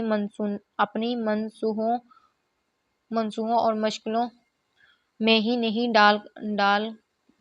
ڈالا کرتے۔ میرے بچوں نے اس منزل کی پہلی سیڑھی پر قدم رکھ دیا ہے جس منزل کے خواب ان کے باپ اور میں نے مل کر دیکھے تھے۔ اذلان کا داخلہ اس کی امتیازی نمبروں کی وجہ سے ہوا ہے، اب تو وظیفہ بھی ملنے لگا ہے۔ اسے پہلے اس رقم کو رکھ لینا میری مجبوری تھی، اب نہیں رہی۔ میں نہیں چاہتی اس کے حصول سے میرے بچوں کی خودداری پر چوٹ پڑے اور آپ بھی مشکل کا شکار ہوں۔ بڑے شاہ صاحب کو پتہ چلا تو میرے ساتھ ساتھ آپ بھی مشکل میں پڑ جائیں گے۔ مجھے غریب کے پاس آپ کا احسان چکانے کے لیے دعاؤں کے علاوہ کچھ نہیں ہے۔ بہت ضبط کے ساتھ وہ نظریں جھکائے بول رہی تھی۔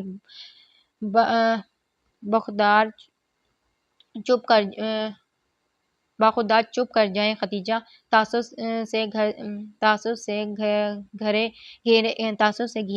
لہجے میں انہوں نے ہاتھ اٹھا کر انہیں منع کیا۔ یقین کرو تمہارے ساتھ جو کچھ ہوا اب تک ہوتا آیا ہے، اس پر میں اللہ سے اور خود سے بہت شرمندہ ہوں، لیکن اگر میں اس وقت یہاں ہوتا تو شاید اسے اس بے دردی سے نہ مرنے دیتا۔ وہ اذیت سے دائیں بائیں سر ہلاتی رہی تھی۔ خدیجہ نے سر کو مزید جھکا لیا کہ پرانے زخموں کی ٹانکیں ادھڑنے لگے تھے۔ حسب نسب اور اعلیٰ خاندان کا جو بت ہماری نسلوں نے بنا رکھا ہے، اس کی بلندی آسمان کو چھونے لگی ہے اور سختی نے چٹانوں کو بھی مات کر دیا ہے، جس کو چاہ کر اب نہ ہم ہاتھ لگا سکتے ہیں نہ توڑ سکتے ہیں۔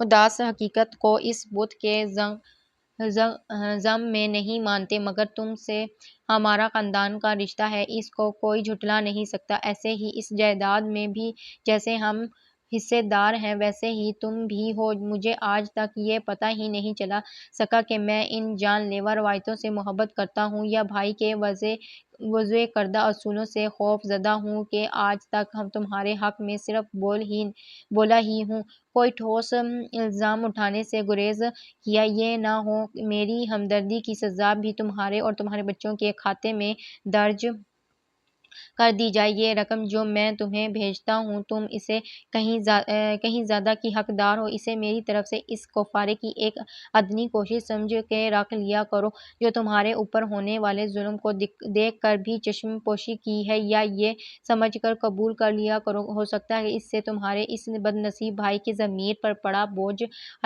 ہلکا ہو جائے۔ جس وزن سے دن بدن میری روح دبتی چلی جا رہی ہے۔ وہ کھڑکی میں کھڑے اس کی جانب پشت کر کے کھڑے خود کلامی کے سے انداز میں بول رہے تھے۔ خدیجہ حیرت سے سن رہی تھی۔ ان کے دل میں مراد علی شاہ کی قدر کچھ اور بڑھ گئی تھی۔ ارد گرد کے راستے پر دور تک سسوں سے ایسے ہی دنیا مافیا سے بے خبر کر دیا کرتی تھی۔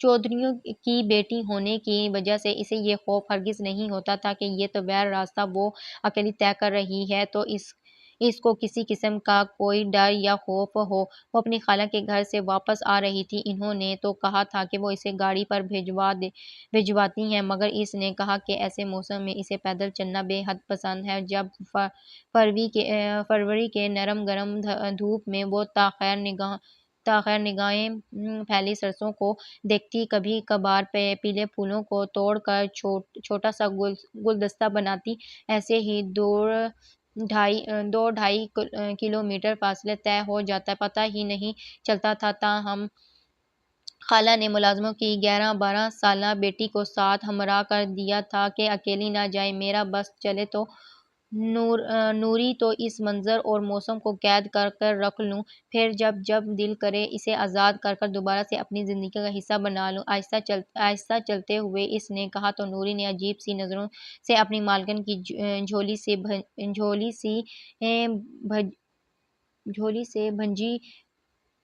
جھولی سے بھانجی کو دیکھا، جو کہیں سے بھی چودھریان نہیں لگ رہی تھی، نہ ان کی جیسی انداز، نہ باتیں اور نہ بناؤ سنگار۔ ایسے میں دھول اڑاتی جیپ نے آ کر اس کا راستہ روکا تھا۔ اسلحہ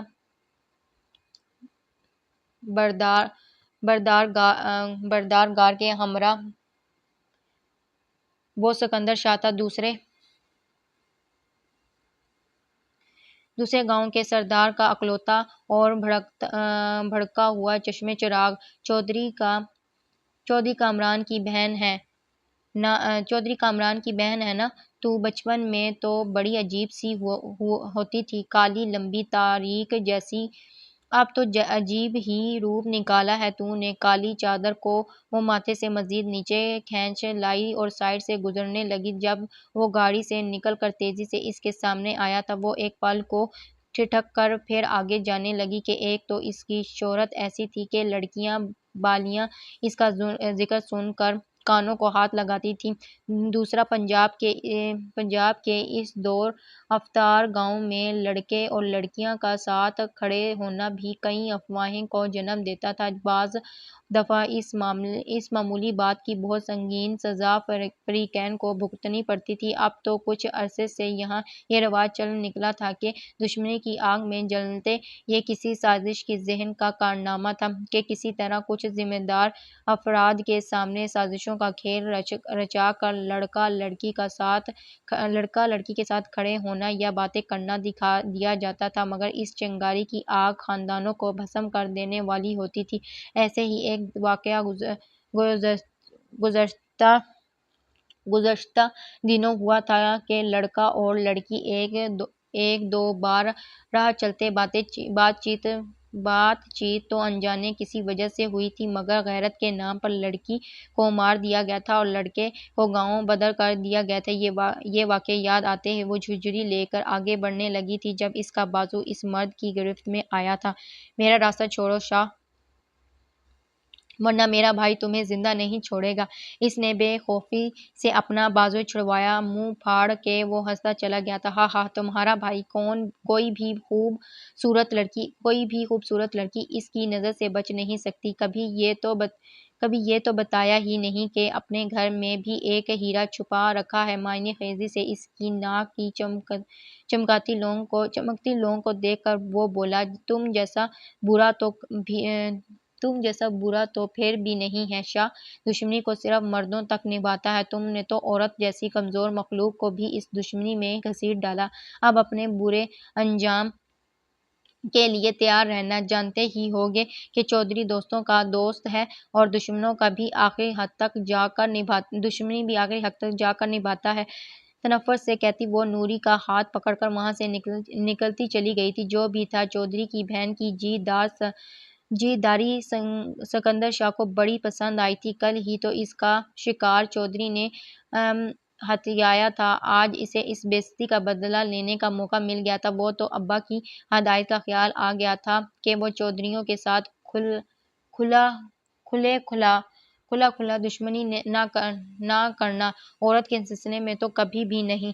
ہاں جو بھی وار کرو چھپ کر اور پیچھے کوئی نشان نہ چھوڑو۔ سو اس ہرنی سی آنکھوں والی کو نہ جانے کس دل سے اس نے جانے دیا تھا، ورنہ سکندر شاہ ہاتھ آیا شکار کبھی گنوانا پسند نہیں کرتا تھا۔ سیٹی بجاتے وہ واپس جیپ میں آ بیٹھا۔ پتہ ہے اماں، میرو کہتا ہے بس مشکل دن اب ٹلنے کو ہیں، تھوڑا سا انتظار کرو، پھر وہ بڑے شاہ سے میرا ہاتھ مانگ لے گا اور آپ کو بھی ہم ساتھ رکھیں گے۔ بہت برداشت کر لیا ظالم لوگوں کا ظلم ہم نے، خوشیوں پر ہمارا بھی تو حق ہے نا۔ ہر بات ماں کو بتانے والی خدیجہ اب ماں سے لپٹی خوابوں کی اس راہ گزار پر اس کو اپنے ہمراہ کرنا چاہ رہی تھی، جس پر عرصے سے وہ اور میرو اکٹھے چل رہے تھے۔ تیرے حق میں تو اب دعائیں ہی ہیں خدیجہ، اللہ کرے ایسا ہی ہو جیسے تو نے اور میرو نے سوچا ہے، ورنہ یہ شاہ لوگ اپنی ملکیت میں آئی ہر چیز کو بگاڑ کر توڑ کر پھینک دیتے ہیں، کسی کو دینا گوارا نہیں کرتے۔ ان کا لہجہ کھویا ہوا سا تھا، انجانے خرچے سے لرزا ہوا تھا۔ وہ تڑپ کر اٹھ کر بیٹھی، مگر اماں ہم چیز نہیں ہیں، انسان ہیں، اللہ نے ہمیں آزاد پیدا کیا ہے، یہ کیوں عمر بھر غلامی کی زنجیریں میں باندھ کر رکھنا چاہتے ہیں؟ کتابوں نے اسے تعلیم نہیں دی تھی، مگر علم کا شعور بخشا تھا۔ ابھی ارم اس کی باتوں کا جواب نہ دے پائی تھی کہ دروازہ دھاڑ سے کھول کر سلمیٰ بیگم کی ملازمہ خاص اندر داخل ہوئی، چہرے پر معنی خیز مسکراہٹ لیے اس کے ہاتھوں میں کچھ لوازمات تھے جو اس نے بستر پر رکھ دیے تھے۔ بڑی بی بی کہہ رہی ہیں کل جمعے کے بعد اس کا نکاح ہے بی بی کے بھائی کے ساتھ، اور یہ کپڑے اور زیور ہیں۔ بی بی کا بھائی وہ مبہوت الحواس شخص نشے نے کی زندگی اور حالات برباد کر رکھ دی تھی۔ دو بیویوں کو بھگانے کے بعد وہ خبیث بوڑھا ہم وقت نشے میں چور رہنے کے باوجود بھی عورتوں کو دیکھ کر اس کی ہوس خوب کام کرنے لگتی تھی۔ اماں ملازمہ کے جانے کے بعد خدیجہ کے منہ سے سرسراتا ہوا فقط ایک لفظ ہی نکل سکا، باقی تمام الفاظ اس کا کتابوں اور اخباروں سے ہی ادھار لیا گیا علم سب منہ چھپا کر کہیں دور جا کر کھڑے ہوئے تھے۔ مجھے کسی طریقے سے میرو سے ملنا ہے خدیجہ، اگر وہ اپنے قول کو پکا ہے تو سمجھو وہ وعدہ نبھانے کا وقت آ چکا ہے۔ اس حویلی کے ظالم لوگوں کی بھیٹ کے لیے ایک ارم ہی کافی ہے، اس کی بیٹی اس خواہش کا تعین ہرگز نہیں بھرے گی جو فقط ایک عزت کی بقا کے لیے تھی۔ بہت سوچ سمجھ کر وہ بول رہی تھی۔ خدیجہ نے خالی نظروں سے ماں کو دیکھا، گھر میں شادی کی تیاریاں زوروں پر تھیں اور دونوں ہی اپنے گھر کے اکلوتے تھے تو جوش و خروش دیوانی تھی، ڈھولکی رکھی جا چکی تھی، سرِ شام ہی گاؤں والے حویلی آ جاتے، لڑکیاں اور بالیاں رات تک گئے رونق لگائے رکھتی، خدیجہ تو بس حویلی کی ہی ہو کر رہ گئی تھی۔ رات گئے جاگ کر کہیں سونے کا موقع ملتا تھا۔ عمر بھر اعلیٰ نصب کا ڈھول گلے اور لٹکائے پھرنے والے مکین آج کسی کمی کمین کے بغیر بری میں بڑھنے والی رضائیاں کہاں ہیں تو گھس کر کھول کر الماری میں رکھا ہے، جہیز کے کتنے کپڑے ٹانک رکھے ہیں، کتنے رہتے ہیں، سب اسی کو پتہ تھا۔ جس عورت کو آج تک اس کا جائز مقام اور حق تک دینا تو ایک طرف تسلیم بھی صرف اسی لیے نہ کیا گیا تھا کہ وہ غیر خاندان کی ایک عام سی عورت تھی۔ اس عورت کے ہاتھ کی ایک ڈش تو ضرور کھانے میں ہونا ضروری ہوتی اور اس دن تو خصوصی جب گھر کے مرد گھر پر کھانا کھاتے۔ ہاں، ایک مہربانی حویلی والوں نے کی تھی کہ زورین اور ازلان کو اجازت تھی کہ وہ حویلی کے اندر آ جا سکتے تھے، اگرچہ ان کا آنا جانا بھی حویلی والوں کے کسی کام کے سبب ہوتا تھا، باقی کسی غیر کو اندر آنے کی اجازت نہیں تھی۔ مرد ملازمین باہر تک مخصوص تھے۔ اب بھی کسی کام کے لیے حویلی آئے تھکے ہارے سے زورین کو دیکھ کر خدیجہ بازو سے پکڑ کر کچن میں لے آئی تھی اور چھوٹی ٹیبل کے گرد بٹھا کر اس کے لیے کھانا رکھ دیا تھا اور رہنے دیتی۔ اماں، بی بی کو پارلر لے کر جانا ہے اور باہر گاڑی بالکل تیار ہے، تھوڑی سی دیر ہو گئی تو جانتی ہیں نا بی بی کتنی نازک مزاج ہیں، مزاج بگڑ گیا تو ان کا تو بڑے شاہ صاحب سے ڈانٹ یقینی ہے۔ بی بی شریفہ کے ساتھ جا رہی ہیں، شہر ڈرائیور جا رہا ہے، ان کو لے کر تمہیں بڑے شاہ صاحب نے ڈیرے پر بلایا ہے، دوسری گاڑی لے کر آنے کو کہا ہے، قریبی گاؤں میں کوئی قتل ہو گیا تو اسی سلسلے میں جانا ہے۔ ملازمت جیسے ہی پیغام لے کر آئی وہ کھڑے ہو گیا تھا، گہرے سانس لیتا دوبارہ کرسی پر بیٹھ گیا تھا، پاس کھڑی ماں کو بھی ہاتھ پکڑ کر اپنے پاس بٹھایا۔ ایک شرط پر کھاؤں گا میں کھانا، جب آپ بھی شروع سے آخر تک میرا ساتھ دیں گی۔ تم کھا لو بیٹا، مجھے بہت کام ہے۔ وہ بہت عجلت میں بولی، نہیں، آپ نے ابھی تک کھانا نہیں کھایا ہوگا، مجھے پتہ ہے بیٹا، بیٹھیں، یہ کام تو ہوتے ہی رہیں گے۔ اس نے ایک نوالہ بنا کر ماں کے منہ میں رکھ دیا۔ اب کیا ہو گیا میرو، وہ بہت ظالم لوگ ہیں، اماں کو نقصان ہی نہ پہنچا ڈالیں۔ من پسند ساتھ ملنے کی خواہش پر اس وقت وہ خدشات اور حاوی تھے جو اس کے دل کو ہولائے دے رہے تھے۔ اس روز ارم چھپ کر خدیجہ کے ساتھ میرو کے کوارٹر کی طرف گئی تھی۔ اس کا باپ زمینوں پر تھا مگر اپنا سامان بیگ میں ڈالتا۔ میرو ان دونوں کو اس وقت دیکھ کر حیران رہ گیا تھا، اسی اعلیٰ سبھی شہر کے لیے نکلنا تھا۔ ارم نے ہی اسے ساری صورتحال بتا کر پوچھا تھا کہ اب وہ کیا چاہتا ہے۔ میرو تو اس اچانک صورتحال پر پریشان تو ہو گیا تھا، تاہم بھاگ کر اپنے باپ کو کھیتوں سے بلا لایا تھا جس کی پانی کی باری پر ڈیوٹی تھی، مگر بیٹے کی پکار آفتاب خیزوں پر بھاگ آیا تھا۔ گاؤں میں نکاح پڑھانا ایک بہت بڑا مسئلہ تھا۔ میرو کے باپ نے ان دونوں کو کئی کلومیٹر دوسرے گاؤں اپنی بہن کے پاس بھیجا تاکہ بات جلدی مالکوں تک نہ پہنچے۔ خدیجہ ارم کے بغیر جانے کو تیار نہ تھی، مگر ارم جس نے ہر قسم کے حالات حویلی میں گزار کر ایک عمر تمام کی تھی، اب حویلی سے باہر قدم نکال کر عمر بھر کی ریاضتوں پر پانی نہیں پھیرنا چاہتی تھی۔ بیٹی کو بھی اس قدم کے لیے قطعی مجبور نہ کرتی، اگر جو حویلی والے اسے زندہ ایک برزخ میں ڈالنے کا پروگرام نہ بنائے بیٹھے ہوتے۔ میرو کی پھوپھو اور پھوپھا نے اپنے گھر پر ان کے نکاح کا بندوبست کیا تھا، پھر اس رات صبح ہونے سے پہلے ہی ان دونوں نے وہ گاؤں چھوڑ دیا تھا۔ چین میں میرو چند لڑکوں کے ساتھ رہتا تھا، انہی کی مدد سے وہ کرائے پر ایک کمرے کا چھوٹا مکان لے سکا اور اس مسلسل بھاگ دوڑ کے بعد جب وہ کچھ سوچنے کے قابل ہوئے تو خدیجہ کو پہلا خیال اپنی ماں کا آیا تھا۔ وہ اس کے لیے بہت پریشان تھی، تاہم میرو کے تسلی سے ذرا بہل گئی تھی۔ مگر تیسرے ہی دن میرو کی قسمت اچھی تھی یا زندگی ابھی باقی تھی کہ وہ کالج سے ذرا جلدی نکل آیا تھا، کیونکہ خدیجہ صبح سے ہی ارم کو یاد کر کر رو رہی تھی اور وہ تو بعد میں اس کی کسی دوست نے خبر دی تھی کہ کچھ بندے اسے ڈھونڈتے ہوئے کالج آئے تھے۔ میرو نے فوراً ہی وہ گھر اور شہر چھوڑ کر دوسرے شہر کا رخ کیا تھا اور وہاں اگرچہ مشکلات اور کٹھنائیاں تو تھیں ہی، تکنیکی کام کا ڈپلومہ آخرکار کام آیا تھا اور ایک ورک شاپ میں کام سیکھنے کے لیے رکھ لیا گیا تھا، اگرچہ ابھی وہ امتحان نہیں دے سکا تھا کیونکہ زندگی جیسے بڑا اور اہم امتحان اسے درپیش تھا۔ روزگار اور گھر کی فکر حل ہوتے ہی اسے اپنے باپ کی اور خدیجہ کی ماں کی فکر لاحق تھی۔ اگر ان کو یہ پتہ چل چکا تھا کہ خدیجہ اس کے ساتھ گئی تھی تو ان کے ماں باپ یقیناً سخت مشکل میں تھے۔ یقین کریں بڑی بیگم، مجھے نہیں پتا کہ ایسا کچھ ان دونوں کے درمیان ہے۔ وہ نظر جھکائے سلمیٰ بیگم کے کٹہرے میں کھڑی تھی۔ نہ بھئی پتہ ہوتا تب بھی اولاد تو ماں پر ہی پڑی تھی نا۔ اس نے بھی تمہاری نقش قدم پر چلنا تھا، مگر یہ اس لڑکی کی بھول ہے کہ اس کے گناہوں کو معاف کیا جائے گا۔ کہاں تک اور کب تک چھپے گی؟ وہ ایک دن تو بل میں سے نکلے گی نا۔ وہ تنفر سے بولی، معاف کر دیں بڑی بیگم، نادان ہے، وہ غلطی ہو گئی۔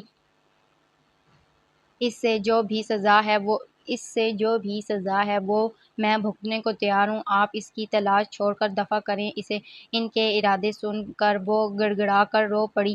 نہیں ارم بی بی، آج اس کو چھوڑ دیا تو کل تم اور تمہاری اولاد جیسی کمی اور منہ زور کو آئیں گے۔ ان کا تو بڑے شاہ صاحب وہ حشر کریں گے کہ رہتی دنیا تک لوگ عبرت پکڑیں گے۔ سلمیٰ بیگم کے سر پر انتقام کا بھوت سوار تھا کہ ان کی نشئی بھائی کے ہاتھ سے شکار کوئی اور لے کر بھاگا تھا، وہ کیسے جانے دیتی۔ ارم کو اب بس اللہ کا آسرا تھا، سو اس نے اسی مدد لینے کی ٹھانی تھی۔ اسے اور میرو کے باپ کو جسمانی تشدد کا بھی نشانہ بنایا گیا تھا، مگر دونوں نے لا علمی کا اظہار کیا۔ تھوڑی سی تفتیش سے ہی پتہ چل گیا تھا کہ وہ میرو کے ہمراہ گئی تھی۔ 3-4 دن بعد ان دونوں کا شہر سے بھی سراغ مل گیا تھا۔ اس کے بعد وہ دونوں اچانک غائب ہو گئے تھے۔ کیا بک رہے ہو سیاح خان؟ وہ اس اچانک خبر پر مارے طیش کے دھاڑے۔ گھر میں شادی کی رونقیں عروج پر تھیں۔ ارباز شاہ ابھی کچھ دیر قبل ہی دوسرے گاؤں سے واپس آئے تھے۔ اپنے کمرے میں ابھی آرام سے بیٹھ بھی نہیں پائے تھے کہ دوسری طرف سے جو خبر انہیں سنائی گئی تھی وہ انہیں حواس باختہ کر گئی تھی۔ تو یہ خبر سنانے سے پہلے کیوں نہ گیا وسایہ؟ خیر تجھے تو میں دیکھ لوں گا، پہلے مجھے تفصیل بتاؤ، کہاں پر یہ واقعہ ہوا ہے اور کتنے لوگ تھے، کہاں سے آئے ہیں اور کس طرف گئے ہیں؟ کمرے میں داخل ہوتے ہی ان کی بیگم ان کا غضبناک انداز دیکھ کر دل پر ہاتھ رکھ کر رہ گئی۔ کیا ہوا شاہ صاحب؟ خیریت تو ہے نا؟ منت کو کسی نے شہر جاتے ہوئے اغوا کر لیا ہے، شریفہ اور وسایہ زخمی ہیں، ابھی یہ خبر پھیلنے نہ پائے، جلدی سے اسکندر کو بلاؤ اور پتہ کرواؤ۔ مراد شہر گیا تھا، واپس آ گیا، وہ پیشانی پر ہزاروں سلوٹے لیے زخمی شیر کی طرح ادھر ادھر ٹہل رہے تھے۔ وہ ہائے میرے اللہ کہہ کر رہ گئی، جو کہا ہے وہ کرو، اور بھی بھنک نہ پڑے کسی کو۔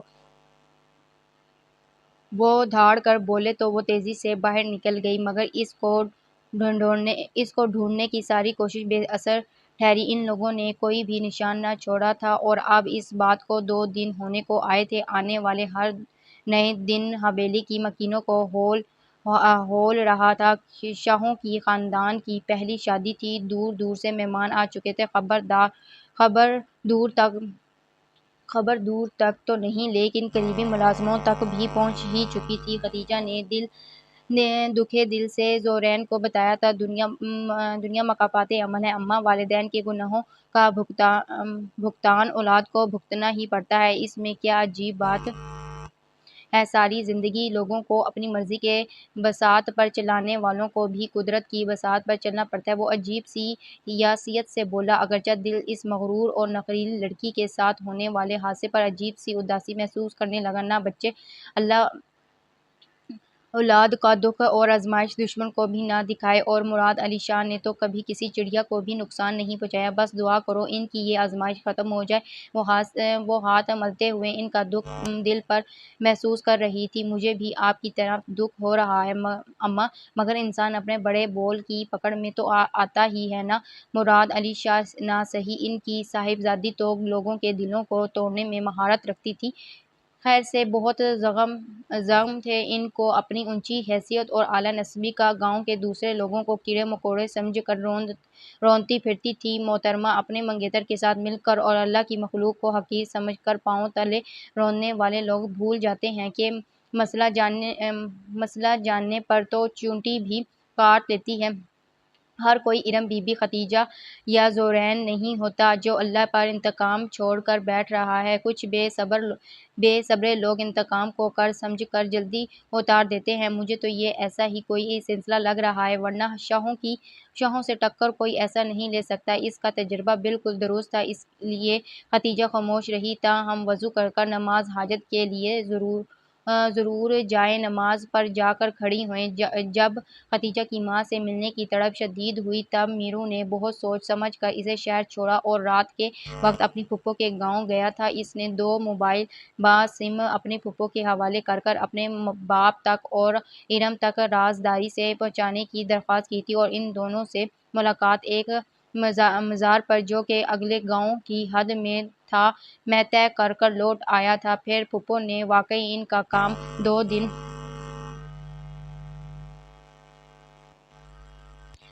میں کر دکھایا تھا۔ ماں باپ سے بات کر کے دونوں ہی بہت افسردہ ہوئے۔ میرو تو فوری ہی گاؤں جانے پر تیار ہو گیا تھا، مگر اس کے ابا نے سختی سے منع کیا تھا کہ وہ گاؤں مت آئے، اس کی اور خدیجہ کی جان کو سخت خطرہ ہے۔ پھر ان سب نے مزار پر ملنے کا پروگرام بنایا تھا جو ان کے گاؤں سے 3-4 کلومیٹر دور تھا۔ دونوں ہی ماں باپ کو اپنے ساتھ لے جانے پر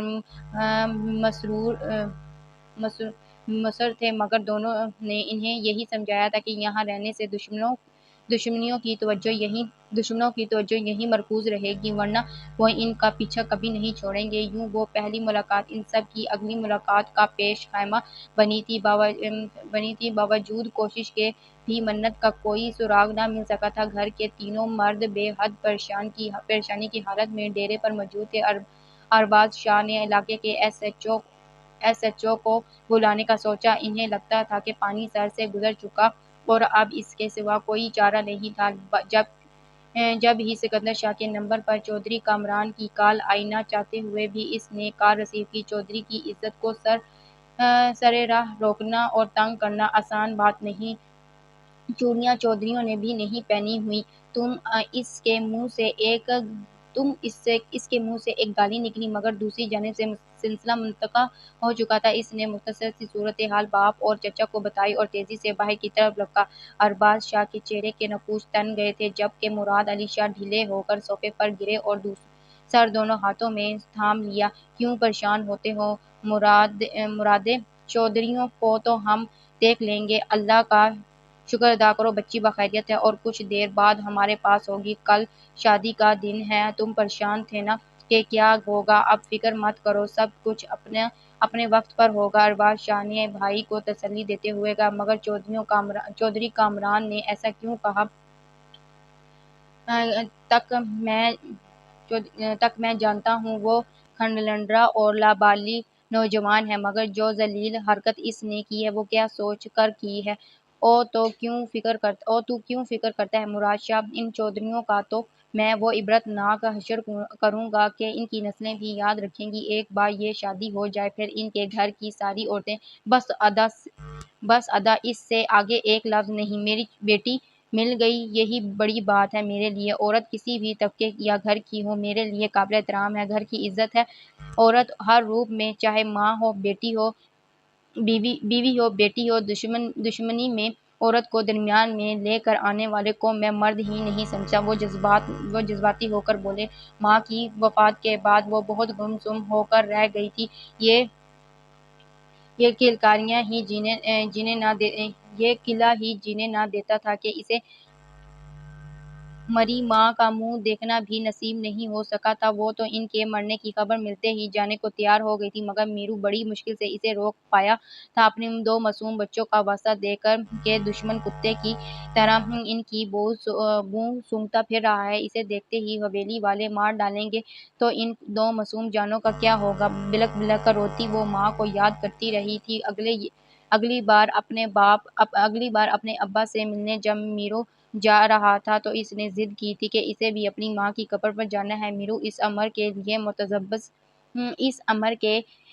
متذبذب تھا، کیوں گاؤں کا قبرستان حویلی کے پاس ہی تھا اور وہ بہت آمد و رفت والا راستہ تھا۔ نہیں جانتی تھی کہ اس کی یہ ضد اسے بہت مہنگی پڑنے والی ہے، ورنہ وہ کبھی ایسا نہ کرتی۔ اگرچہ وہ دونوں بچوں کی ہمراہ رات گہری ہونے کے بعد گاؤں کی حدود میں داخل ہوئے تھے اور ابھی اسے ماں کی قبر پر کھلے کر رونے کا موقع بھی نہ ملا تھا کہ ارباز شاہ کے بندوں نے آن لیا تھا۔ اور میرو کو تو انہوں نے شاہ صاحب کے حکم کے مطابق وہیں گولی مار دی تھی اور اس کے بچوں سمیت ارباز شاہ کے سامنے لا پھینکا تھا۔ جس پل اس ظالم شخص نے ننھے فرشتوں کی طرف بندوق تانی تھی، میرو کی دردناک موت کو بھول کر وہ اس فرعون کے پیروں میں گر گئی تھی۔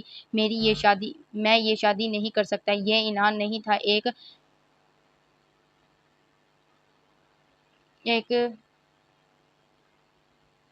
یہ مس پرنٹ ہوا ہے 10 تھی جو اس نے مراد علی شاہ کے خاندان پر توڑی تھی۔ مجھے یقین ہے کہ وہ ویسی ہی ہے جیسے شادی سے پہلے تھی، لیکن میں نے اگر اب منت سے شادی کی تو چودھری کامران کے سامنے سینہ چوڑا کر کے کبھی نہیں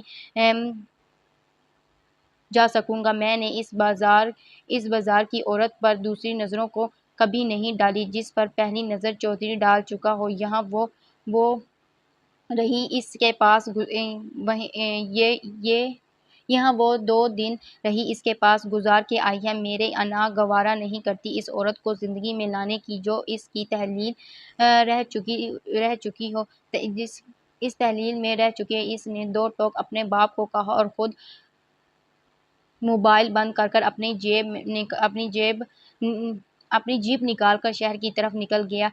فی الوقت وہ نہ تو چاچا مراد علی شاہ کا سامنا کرنا چاہتا تھا اور منت کے سوالوں کا، کیوں کہ ایک بات تو طے تھی، وہ منت مراد علی شاہ سے محبت کرتا تھا اور باہر چاہے جتنی بھی رنگینیاں کر لیتا، اپنی زندگی میں لانے کے لیے اس نے صرف ایک اس کے بارے میں ہی سوچا تھا۔ حویلی میں اب گزرنے والی زندگی پچھلے زندگی سے بھی بدتر تھی۔ درمیان کے 2 سال کا وہ عرصہ کسی خواب کی مانند تھا جو میرو کے ہمراہ اس میں گزارا تھا۔ ایسی عزت ناک زندگی سے بہتر تھا کہ ارباز شاہ میرو کے ساتھ ان سب کو مار دیتے۔ سلمیٰ بیگم اپنی راجدھانی میں اب اپنی بہن کو بھی مراد علی شاہ کی دلہن بنا کر لے آئی تھی۔ زندگی میں اگر اس کی بہت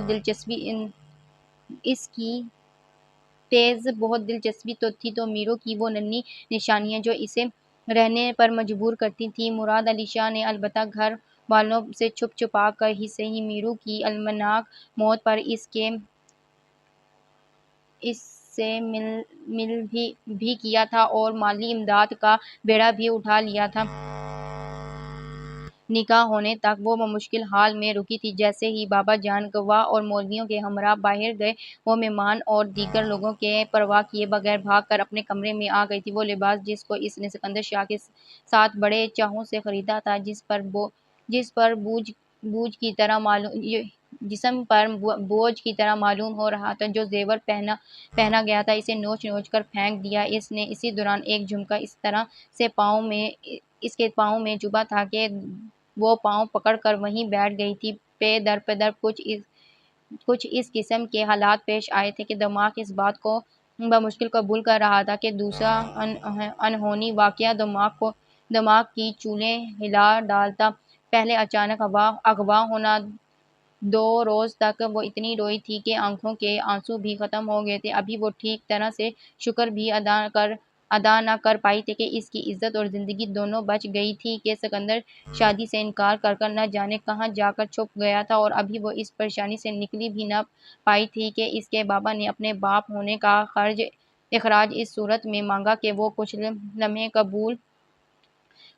قبل وہ ایسے ہی شخص کو نصیب بنا دی گئی تھی جس کے بارے میں اس نے اپنی آخری سوچ بھی کبھی نہیں رکھی تھی۔ وہ اس کی زندگی میں شامل ہوگا زورین امیر، جس کی آنکھیں ہمیشہ اس کے سامنے جھکی رہتی تھیں اور جب اٹھتی تھی تو ان میں اسے ایک عجیب سا احساس نظر آیا تھا۔ وہ شاید یہی تھا کہ وہ حویلی سے زندگی کے کسی نہ کسی موڑ پر اپنا حق ضرور وصول کرے گا، اور بالآخر اس نے یہ حق سود سمیت وصول کر لیا تھا۔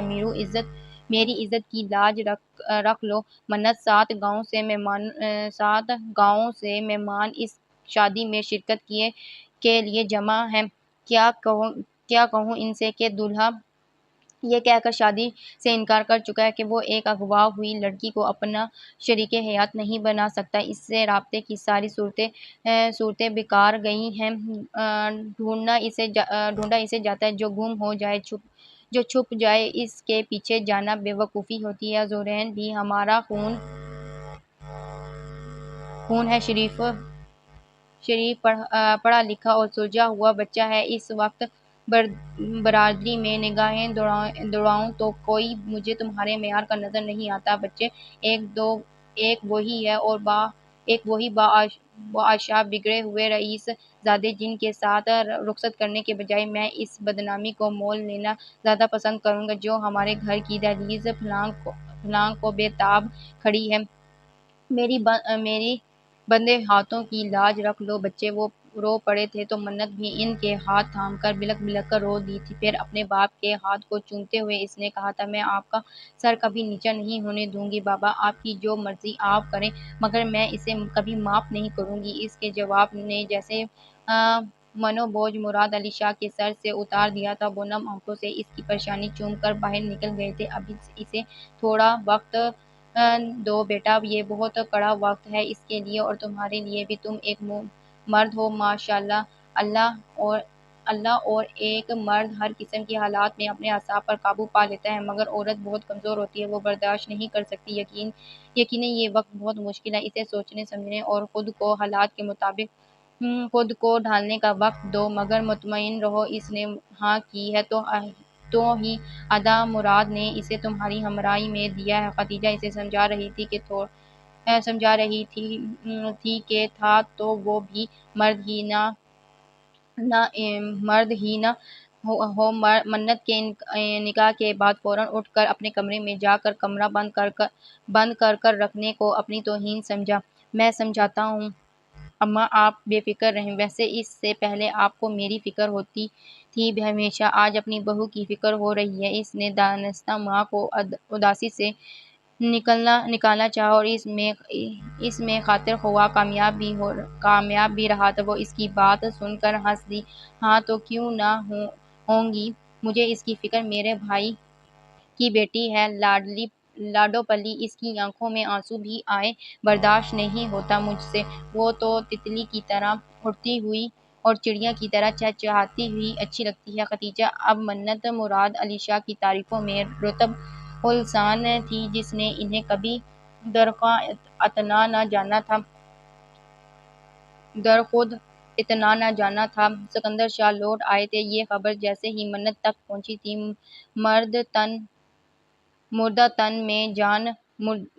تن میں جان پڑ گئی تھی۔ 3 دن سے ایک ہی لباس میں ملبوس اس نے صرف 2 وقت کا کھانا زہر مار کر کیا تھا، باقی تمام وقت کمرہ تاریک کر اس کا رونے میں گزرا تھا۔ بجلی کی تیزی سے اس نے کپڑے تبدیل کر میک اپ کیا، بال کھلے چھوڑ دیے اور ہلکا پھلکا زیور پہنا اور خوشبو میں بسی باہر آ گئی تھی۔ ماں صدقے کتنی پیاری لگ رہی ہو میری شہزادی، ناشتہ لگاؤں؟ اس کی ماں اس کو دیکھ کر لپک کر اس کے پاس آئی۔ منت کو ملازموں نے بتایا تھا کہ سکندر سائیں رات گھر آ گئے تھے اور اب گھر کے مردوں کے باہر جانے کے بعد ناشتہ کر رہے ہیں۔ کچھ سوچ کر ہی اس نے ایک پروگرام ترتیب دیا تھا۔ ہاں اماں، ناشتہ لگوائیں، تم جا کر زرین کو بلا کر لاؤ، کہو جلدی آئے ابھی۔ ماں کو جواب دے کر اس نے پاس سے گزرتی ملازمہ کو آواز دے کر کہا تھا۔ وہ سر ہلاتی چلی گئی تھی۔ منت ڈرائنگ روم سے گزر کر باہر چلی آئی۔ ہال میں نظر ڈال کر اس نے اطمینان کر لیا تھا کہ وہ ناشتہ کرنے میں مصروف تھا۔ بے چینی سے وہ باہر ہی ٹہلنے لگی۔ کچھ ہی دیر میں اس نے ملازمہ کے ہمراہ اسے آتے دیکھا اور وہ اپنے مخصوص حلیے اور انداز میں تھا، گویا اس شادی نے اس پر کوئی اثر نہیں ڈالا تھا۔ ہمیشہ والی بے نیازی محسوس کر وہ سلک سے گئی تھی، مگر چہرے پر مسکراہٹ سجی تھی۔ زرین نے ابھی حیرت سے اس کے سجے سنورے روپ کو دیکھا۔ ایک خوشگوار سی حیرت کا احساس ہوا، مگر فوراً ہی اس نے اپنی نظریں جھکا کر اس کے بالکل سامنے آ کر مؤدبانہ انداز میں جی بی بی کہا تھا۔ جواب میں اس کا جو انداز تھا وہ حیرت زورین کو حیرت زدہ کر گیا تھا۔ کھلکھلاتے ہوئے اس نے اس کا بازو پکڑا اور تیزی سے اسے گھسیٹ کر لے جانے لگی۔ انداز اور لہجہ ایسا تھا جیسے بہت خوشگوار تعلقات ہوں ان کے بیچ۔ ڈرائنگ روم میں داخل ہوتے ہی زورین ساری کہانی سمجھ گیا تھا۔ ایک طویل سانس بے ساختہ اس کے دل سے نکلی تھی۔ آؤ نا زورین، میں کتنی دیر سے تمہارا انتظار کر رہی ہوں۔ پتہ بھی ہے کہ تمہارے بغیر مجھے اکیلا کچھ اچھا نہیں لگتا۔ بازو سے تھامے وہ اس کے لیے ٹیبل پر آئی اور پھر اس کے لیے کرسی کھینچ کر بیٹھنے کو کہا اور جا کر بالکل اس کے سامنے بیٹھ گئی، جبکہ مرکزی کرسی پر بیٹھے سکندر شاہ کے ماتھے کے بال صاف گنے جا سکتے تھے۔ ملازمیں اب ناشتہ لگا رہی تھیں۔ منت نے لوازمات اٹھا کر زورین کے آگے رکھنا شروع کیے۔ زورین صورتحال سمجھ رہا تھا کہ وہ اسے استعمال کر رہی ہے، سو کندھے اچکا کر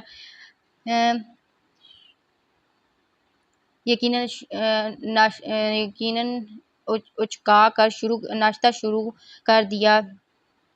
تاہم لبوں پر ایک تلخ مسکراہٹ نے تنزیہ قبضہ جما رکھا تھا۔ سنو، تم نے ہنی مون پلان کیا، کہاں پر چلیں گے؟ تو ہنزا کے برف پوش پہاڑ دیکھنے ہیں تمہارے ہمراہ۔ تو میں گھوم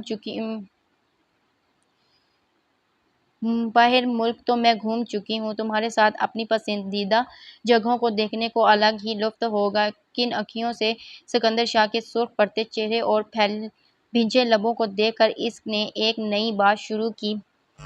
اس بے شرمی پر زورین نے پہلی نظر منت پر ڈالی، پھر دوسری سکندر شاہ پر، جس نے اتھن اتار کر ٹیبل پر پھینکا، پھر کرسی گھسیٹ کر لمبے لمبے ڈھنگ بڑھتا وہاں سے چلا گیا تھا۔ ساتھ ہی ان دونوں پر قہر بھری نظر ڈالنا بھولا تھا۔ اور تم کسی بھی خوش فہمی میں مت رہنا سکندر شاہ، میری جنگ میں ایک مہرہ ہو صرف تم۔ یہ جنگ جیتنے کے لیے، اور میں تمہارے بارے میں یہ فیصلہ کروں گی کہ کیا کرنا ہے، کیونکہ رشتہ بدلنے سے تمہاری حیثیت میرے نزدیک نہیں بدلی، وہ ویسے کی ویسی ہی ہے۔ سکندر شاہ کے جانے کی دیر تھی کہ اس کا لہجہ بھی بدل گیا تھا۔ ابھی وہ سکندر شاہ کے جانے پر غور ہی کر رہا تھا کہ باقاعدہ اسے متوجہ کر اس نے تحقیر آمیز انداز میں کہا۔ ایک اطمینان بھری سانس لیتے ہوئے زورین نے رومال سے اپنا منہ صاف کیا اور کھڑا ہو گیا۔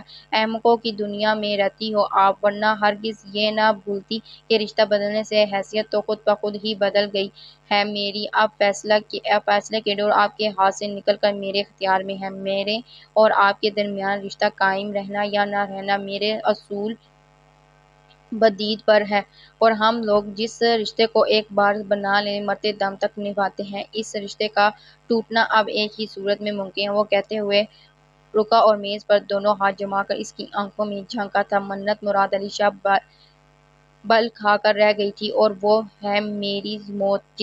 جیتے جی تو اب آپ کو میری زوجیت سے کوئی مائی کا لال نہیں نکال سکتا۔ بہتر ہوگا اس حقیقت کو تسلیم کر ان بے وقوفانہ خیالوں سے باہر آئیں، ورنہ مجھے ہی اس رشتے کو ثابت کرنا پڑے گا۔ حویلی کے اسی کونے میں آپ کا ایک گھر ہے جہاں آپ کا شوہر اپنی ماں اور بھائی کے ساتھ رہتا ہے۔ جلد ہی وہاں قدم رنج فرما لیں، نہیں تو میں آپ کو لے گیا تو پھر شکایت مت کیجیے گا۔ بے حد اعتماد سے اس نے کہا اور پروقار طریقے سے چلتا ہوا باہر نکل گیا۔ گو ٹو ہیل زورین امیر، تمہاری یہ خواہش کبھی پوری نہیں ہوگی۔ اپنے پیچھے اس نے چیخنے کی آواز سنی تھی۔ مسکراتا ہوا آگے بڑھتا چلا گیا۔ میرے اللہ کو پتہ نہیں میری کون سی نیکی پسند آ گئی تھی۔ یہ میری ماں کی میرے حق میں دعائیں تھیں جو آپ کو بن مانگے مجھے عطا کر دیا، اور اللہ کی اس نعمت کو میں ضائع کیسے کر سکتا ہوں، اس نے سوچا اور پھر اپنے مخصوص کاموں کی جانب چل دیا جو اس کے ذمے تھے۔ یہ الگ بات تھی کہ زبردستی کی ہی صحیح، اس نکاح کے بعد اس کے اندر باہر کی دنیا بدل گئی تھی۔ ساری منفی سوچیں اور خیالات دھواں بن کر اڑ گئے تھے۔ دوسری طرف وہ اپنے کمرے میں ٹہلتے ہوئے اپنے غصے کم کرنے کی کوشش کر رہی تھی جب کمرے کا دروازہ کھول کر وہ داخل ہوا تھا۔ یہ تھی تمہاری محبت، یہ تھے تمہارے وعدے، 2 دن بھی صبر نہیں ہو سکا تم سے، اور شادی رچا لی وہ بھی کس سے جس کو میں نوکر بھی بنانا پسند نہ کروں، اور تم نے اس کو سر کا تاج بنا لیا۔ ذرا تو انتظار کیا ہوتا کہ کوئی راستہ ہی نکل آتا۔ بازو سے جھنجھوڑ کر وہ کہہ رہا تھا۔ منت نے غصے سے اپنا بازو چھڑوایا اور دور جا کر کھڑی ہوئی۔ واہ، یہ اچھا طریقہ ہے اپنا گرد چھپانے کا، اپنی غلطی دوسروں کے سر تھوپ کر خود کو دور کھڑے ہو کر تماشا دیکھنا شروع سے ہی تمہاری عادت تھی سکندر شاہ، مگر افسوس کہ میرے ساتھ تم نے پہلی اور آخری بار اس طرح کیا تو اب اچھی طرح اندازہ ہوا تمہاری فطرت کا۔ وہ تنفر سے بولی۔ بہرحال اب وہ میرے سر کا سائیں ہیں، اور نوکروں کو کیسے مالک بناتے ہیں یہ میں جانتی ہوں۔ تمہیں پریشان ہونے کی ضرورت نہیں ہے، آئندہ میرے خاندان کو نوکر کہنے کی جرات مت کرنا سکندر شاہ۔ مزید اس نے کہا اور رخ موڑ کر کھڑی ہو گئی کہ آنسو آنکھوں سے باہر نکلنے کو بے تاب نظر آ رہے تھے۔ میں بہت پریشان تھا منت، اس خبیث کی باتوں نے اور فون کالز نے مجھے ان انگاروں پر لا کھڑا کیا تھا۔ اس وقت مجھے سمجھ ہی نہیں آئی کہ میں کیا کر رہا ہوں۔ یقین کرو تم پر مجھے آج بھی اتنا ہی یقین ہے جتنا کل تھا، اور جس گھٹیا انسان کے طعنوں سے ڈر کر میں نے شادی سے انکار کیا تھا وہ بزدل ملک چھوڑ کر بھاگ چکا ہے۔ میں تمہیں ایسا کسی کے ساتھ نہیں دیکھ سکتا، میں تمہیں اپنے سوا کسی کا ہوتا دیکھنا دور تصور بھی نہیں کر سکتا۔ مجھ سے غلطی ہو گئی، مجھے معاف کر دو منت، میں تمہارے بغیر نہیں رہ سکتا۔ جیسے جیسے وہ گڑگڑا رہا تھا ویسے ویسے منت مراد علی شاہ کے اندر لگی آگ پر پھوار پڑ رہی تھی۔ اس کی ذات کا غرور لوٹ لوٹ لوٹ رہا تھا۔ دنیا میں کوئی ایسا پیدا ہی نہیں ہوا جو منت مراد علی شاہ کو ٹھکرا سکے، اور غلطی سے ایسا کر بھی لے تو کیسے ہو سکتا تھا کہ وہ اپنے فیصلے پر پچھتانے پر مجبور نہ ہوتا۔ وہ اب بھی ویسے ہی رخ موڑے کھڑی تھی، مگر اب گردن فخر سے تنی ہوئی تھی۔ وہ منشی سے زمین کے حوالے سے کوئی بات کر رہا تھا کہ سامنے نظر آنے والے ایک منظر نے اس کی تن بدن میں آگ لگا دی تھی۔ اپنی مخصوص جگہ پر وہ دونوں ہی تھے، بالکل سامنے نظر جمائے کھڑی۔ منت اور لجاجت سے کچھ کہتا سکندر شاہ اب پرانی بات نہیں تھی کہ وہ خاموش کھڑا رہتا۔ منشی کو رخصت کر کر سیدھا اسی طرف چلا آیا تھا۔ گھر چلیں، مجھے آپ سے کچھ باتیں کرنی ہیں۔ سکندر شاہ کو مکمل نظر انداز کرتے ہوئے اس نے سنجیدگی سے منت سے کہا تو سکندر شاہ نے غصے سے اس کی طرف دیکھا۔ تمہاری جرأت کیسی ہوئی ہمیں ڈسٹرب کرنے کی؟ جس نام نہاد رشتے کے بل پر اکڑ رہے ہو وہ اس وقت کے حالات کا تقاضا تھا۔ یہ ہمارے بڑوں کی جلد بازی، مگر تمہیں ہرگز بھی یہ اختیار نہیں دیا گیا کہ تم اس کو ایسے مخاطب کرو۔ عنْ قریب تم سے یہ وقتی اعزاز بھی واپس لے لیا جانے والا ہے، اس لیے اپنی اوقات مت بھولو اور جا کر کام کرو اپنا۔ میں اس وقت اپنی بیوی سے بات کر رہا ہوں شاہ صاحب، اور ڈسٹرب میں نہیں آپ کر رہے ہیں۔ ہم دونوں کو بھی اور ہمارے رشتے کو بھی۔ ویسے بھی جو رشتے اللہ کی رضا سے طے کیے جائیں ان پر دنیا کی کوئی طاقت میلی آنکھ نہیں ڈال سکتی۔ اسی لیے آپ اس وقت اپنی اوقات یاد کریں کہ میں منت کا شوہر ہوں اور آپ نام نہاد کزن جس کا کوئی شرعی رشتہ نہیں ہے۔ مرد اور عورت کے درمیان اس کو ٹھنڈے لہجے میں جواب دے کر وہ منت کی طرف مڑا۔ آپ گھر چل رہی ہیں یا مجھے زبردستی کرنی پڑے گی؟ اس کے بات پر منت نے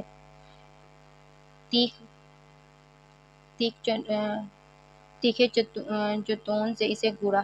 کچھ کہنے سے پہلے ہی اس نے دور سے مراد علی شاہ کو آتے دیکھا، اسی لیے بغیر کسی بحث کے اس کے آگے چل پڑی تھی۔ سکندر شاہ کو تلملاتا چھوڑ کر زورین نے ایک جتاتی نظر سکندر شاہ پر ڈالی تھی۔ میری چپ کو میری ہار مت سمجھنا زورین، میں اگر اس وقت تمہارے ساتھ آ گئی ہوں تو کسی خوش فہمی کو دل میں جگہ دینے کی ضرورت نہیں ہے۔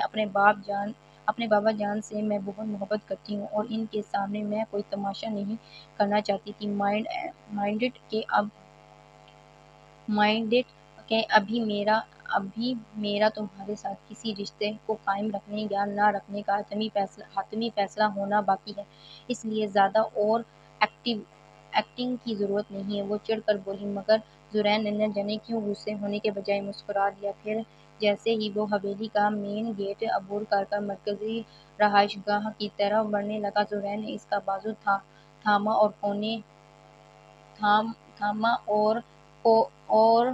کونے میں بنی اپنی رہائش گاہ کی طرف لے آیا تھا۔ یہ کیا بدتمیزی ہے جنگلی انسان، چھوڑو میرا بازو!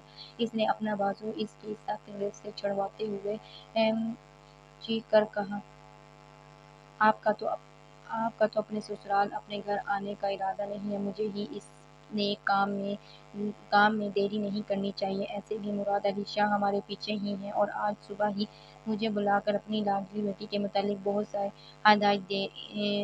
ہدایات دی ہیں، ساتھ ہی یہ بھی پوچھا کہ اپنے گھر میں خوش تو ہے نا، تنگ تو نہیں کرتی مجھے یا امی کو۔ معصوم سے مراد علی شاہ کو اتنا بھی نہیں پتا تھا کہ لاڈلی بیٹی نے رخصت ہو کر آنا تو ایک طرف نظر بھی اپنے گھر اور دولہے پر ڈالنا گوارا نہیں کیا۔ اس کی سن کر وہ جو رک گئی تھی، ڈھیلے قدموں سے اس کے اور خدیجہ کے گھر کا بیرونی دروازہ پار کر آئی۔ ابھی کل ہی اس نے سکندر شاہ کو معاف کر کے اس کے ساتھ اگلی زندگی کے کئی پروگرام بنائے تھے۔ جب شام میں مراد علی شاہ نے اسے بلاوا بھیجا تھا، بہت پیار اور مان سے انہوں نے کہا تھا کہ زورین بہت اچھا لڑکا ہے، وہ اس کے ساتھ خوش رہے گی، اسے جلد ہی اس رشتے کو قبول کر لینا چاہیے، اس میں اس کی اور اس خاندان کی بہتری ہے۔ دیکھو بیٹا، زندگی گزارنے کے لیے انسان مرد ہو یا عورت، اس کی پہلی ترجیح عزت و احساس ہونا چاہیے۔ میں سکندر شاہ کے لیے آپ کے جذبات سے واقف ہوں، مگر جو شخص زندگی کے اہم اور مشکل موڑ پر آپ کو بے یار و مددگار چھوڑ سکتا ہے، اپنے رشتے کی اہمیت، وقت کی نزاکت اور سب سے بڑھ کر خاندان کی اور لڑکی کی عزت کا خیال کیے بغیر اس سے دوبارہ کسی بھی معاملے میں امید لگانا سراسر بے وقوفی ہے۔ اور تم نے تو وہ قول تو سنا ہی ہوگا کہ مومن ایک سوراخ سے بار بار نہیں ڈھانسا جاتا۔ سکندر شاہ اب جو بھی تو جبھی دے جو بھی بہانہ بنائے، یہ تو طے ہے کہ وہ اپنی ذات کو، اپنی خواہشات کو ہر چیز پر فوقیت دینے والا شخص ہے۔ خدیجہ کی بہت عزت کرنا بچے وہ حالات کی ستائی ہوئی عورت ہے جسے زندگی کی تلخیوں اور اپنوں کے ظلم نے بہت خالص کر دیا ہے۔ کندن کی طرح اس نے اپنی ساری خصوصیات اپنی اولاد میں منتقل کر دی ہیں۔ زورین بھی اپنے ماں باپ جیسا ہے، عزت پر جان قربان کرنے والا۔ اس کی قدر کرنا بیٹا۔ وہ سکندر شاہ کی واپسی اور اس کا منت سے معافی تلافی کا سلسلہ جان گئی تھی، شاید اسی لیے ان باتوں کے علاوہ اور بھی بہت کچھ سمجھایا تھا، جسے سن کر منت بوجھل دل کے ساتھ اٹھ کر آئی تھی۔ اس نے جو رات فیصلہ کیا تھا کہ وہ جلد ہی زورین کو مجبور کر دے گی کہ وہ اسے طلاق دے ورنہ وہ عدالت سے خلا لے گی، اس فیصلے میں ان ساری باتوں کے بعد دراڑیں پڑتی محسوس ہو رہی تھیں۔ اب جب صبح سکندر شاہ کے بلانے پر وہ اپنی مخصوص جگہ پر آئی تھی، دل و دماغ کشمکش کا شکار تھے، اسی لیے سکندر شاہ کی باتوں پر توجہ مرکوز رکھنے میں ناکام ہو رہی تھی، جو اسے زورین سے فوری طلاق لینے کے مطالبے کے لیے مجبور کرتے ہوئے اپنی محبت کی قسمیں دے رہا تھا۔ زورین کی نظر پڑ گئی خدیجہ تو اسے دیکھ کر نہال ہو گئی تھی۔ ان کا اس قدر التفات دیکھ کر منت کو بے رخی برتنا مشکل ہو گیا تھا۔ وہ اسے زورین کے کمرے میں لے آئیں۔ کشادہ کمرہ، صرف ایک ڈبل بیڈ اور کتابوں کی ریک کے علاوہ صرف ایک کرسی اور میز مشتمل تھا۔ شادی اتنی جلدی میں ہوئی کہ میں اپنے گھر اور اس کمرے کا تمہارے شانے شان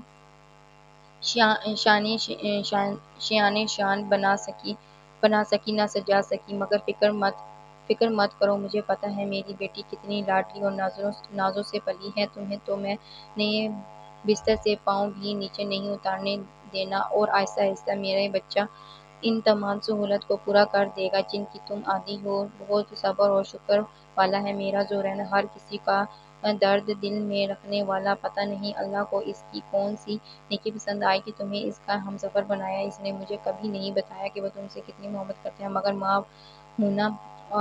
ہوں نا، اولاد کی آنکھیں پڑھ کر اس کے دل کی خواہش جان لیتی تھی۔ اللہ گواہ ہے کہ ہم نے کبھی اس خواہش کو اپنی دعاؤں کا حصہ نہیں بنایا تھا، کیونکہ ہم حقیقت پسند لوگ ہیں، مگر میرا اللہ بہت مہربان ہے، ہماری سوچوں کی حد سے حد سے بھی بڑھ کر کرم کرنے والا ہے۔ ابھی ان کی باتیں پوری نہیں ہوئی تھی کہ لوازمات سے بھری ٹرے کے ہمراہ وہ اندر آیا اور ان دونوں کے بیچ ٹرے رکھ دی۔ کام پر چلتا ہوں اماں، اب آپ جانیں۔ اور آپ کی بہو مسکراتے ہوئے کہا۔ خدیجہ نے اس بات میں سر ہلایا اور منت کے لیے چائے نکالنے لگی۔ نہ چاہتے ہوئے بھی منت نے بہت سا وقت خدیجہ کے ساتھ گزارا تھا۔ وہ کبھی روتی کبھی ہنستی، اس کے سامنے اپنی زیست کی اور راز کھول رہی تھی۔ اس نے یہ قصے بہت بار سن رکھے تھے، مگر پہلی بار اس عورت کے بلند حوصلے اور ہمت نے اس کو حیران اور متاثر کیا تھا کہ کتنے ظلم ہوا تھا اس کے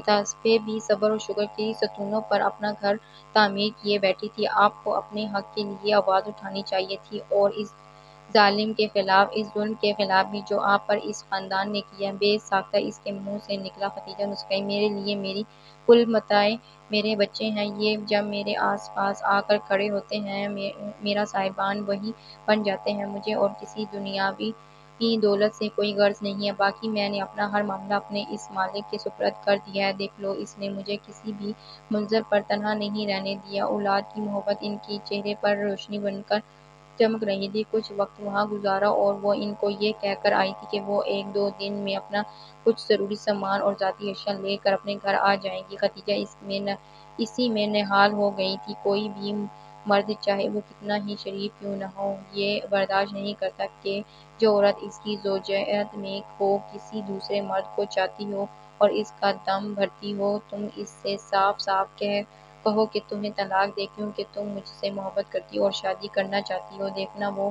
تمہیں پہلی فرصت میں چھوڑ دے گا، نہیں تو تمہیں میرے ساتھ عدالت چلنا ہوگا۔ پہلا بار سہ بھی گیا تو ہمارے یہاں عدالت کے معاملات کو بہت غلط تصور کیا جاتا ہے، اور وہ بھی اس وقت جب معاملہ عورت کا ہو۔ تو ہم یہاں نہیں رہیں گے، میں تمہیں شہر لے جاؤں گا، ان ساری جھمیلوں سے دور، جہاں صرف تم اور میں ہوں گے۔ سکندر شاہ کی ان باتوں سے منت کی سوئی محبت انگڑائی لے کر بیدار ہوئی تھی۔ اس بار ان کا رابطہ موبائل پر ہوا تھا اور سکندر شاہ نے سمجھایا تھا کہ زندگی اس کی ہے تو فیصلہ بھی اس کو کرنا چاہیے۔ جتنا وقت گزرے گا وہ الجھتی جائے گی اور صحیح فیصلہ کرنا مشکل ہو جائے گا۔ فیصلہ کر کر وہ اٹھی اور چادر اٹھا کر اس طرف چلی آئی جہاں اس وقت زورین کے ہونے کے امکان ہو سکتے تھے۔ اس کی توقع کے مطابق وہ وہاں اکیلا تھا۔ وہ دو ملازمین مویشیوں کا دودھ نکال رہے تھے۔ جب وہ ان کی ٹوٹی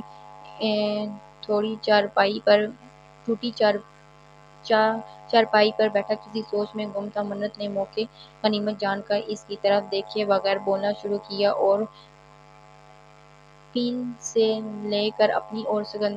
بچپن سے لے کر اپنی اور سکندر شاہ کی محبت کے قصے بیان کرنے لگی کہ ساتھ فوری طلاق کا مطالبہ بھی کر دیا، ساتھ ہی عدالت میں جانے کی دھمکی دے کر جس طرح آئی تھی اسی تیزی سے اٹھ کر وہاں سے چل دی تھی۔ اس کے سرخ پڑتے چہرے اور ماتھے پر موجود لاتعداد تیوروں پر نظر ڈالے بغیر یہ ٹھیک نہیں ہے منت، تمہارے بابا کو پتہ چلا تو بہت غصہ ہوں گے۔ ان کو میں نے اطمینان دلایا ہے کہ ہم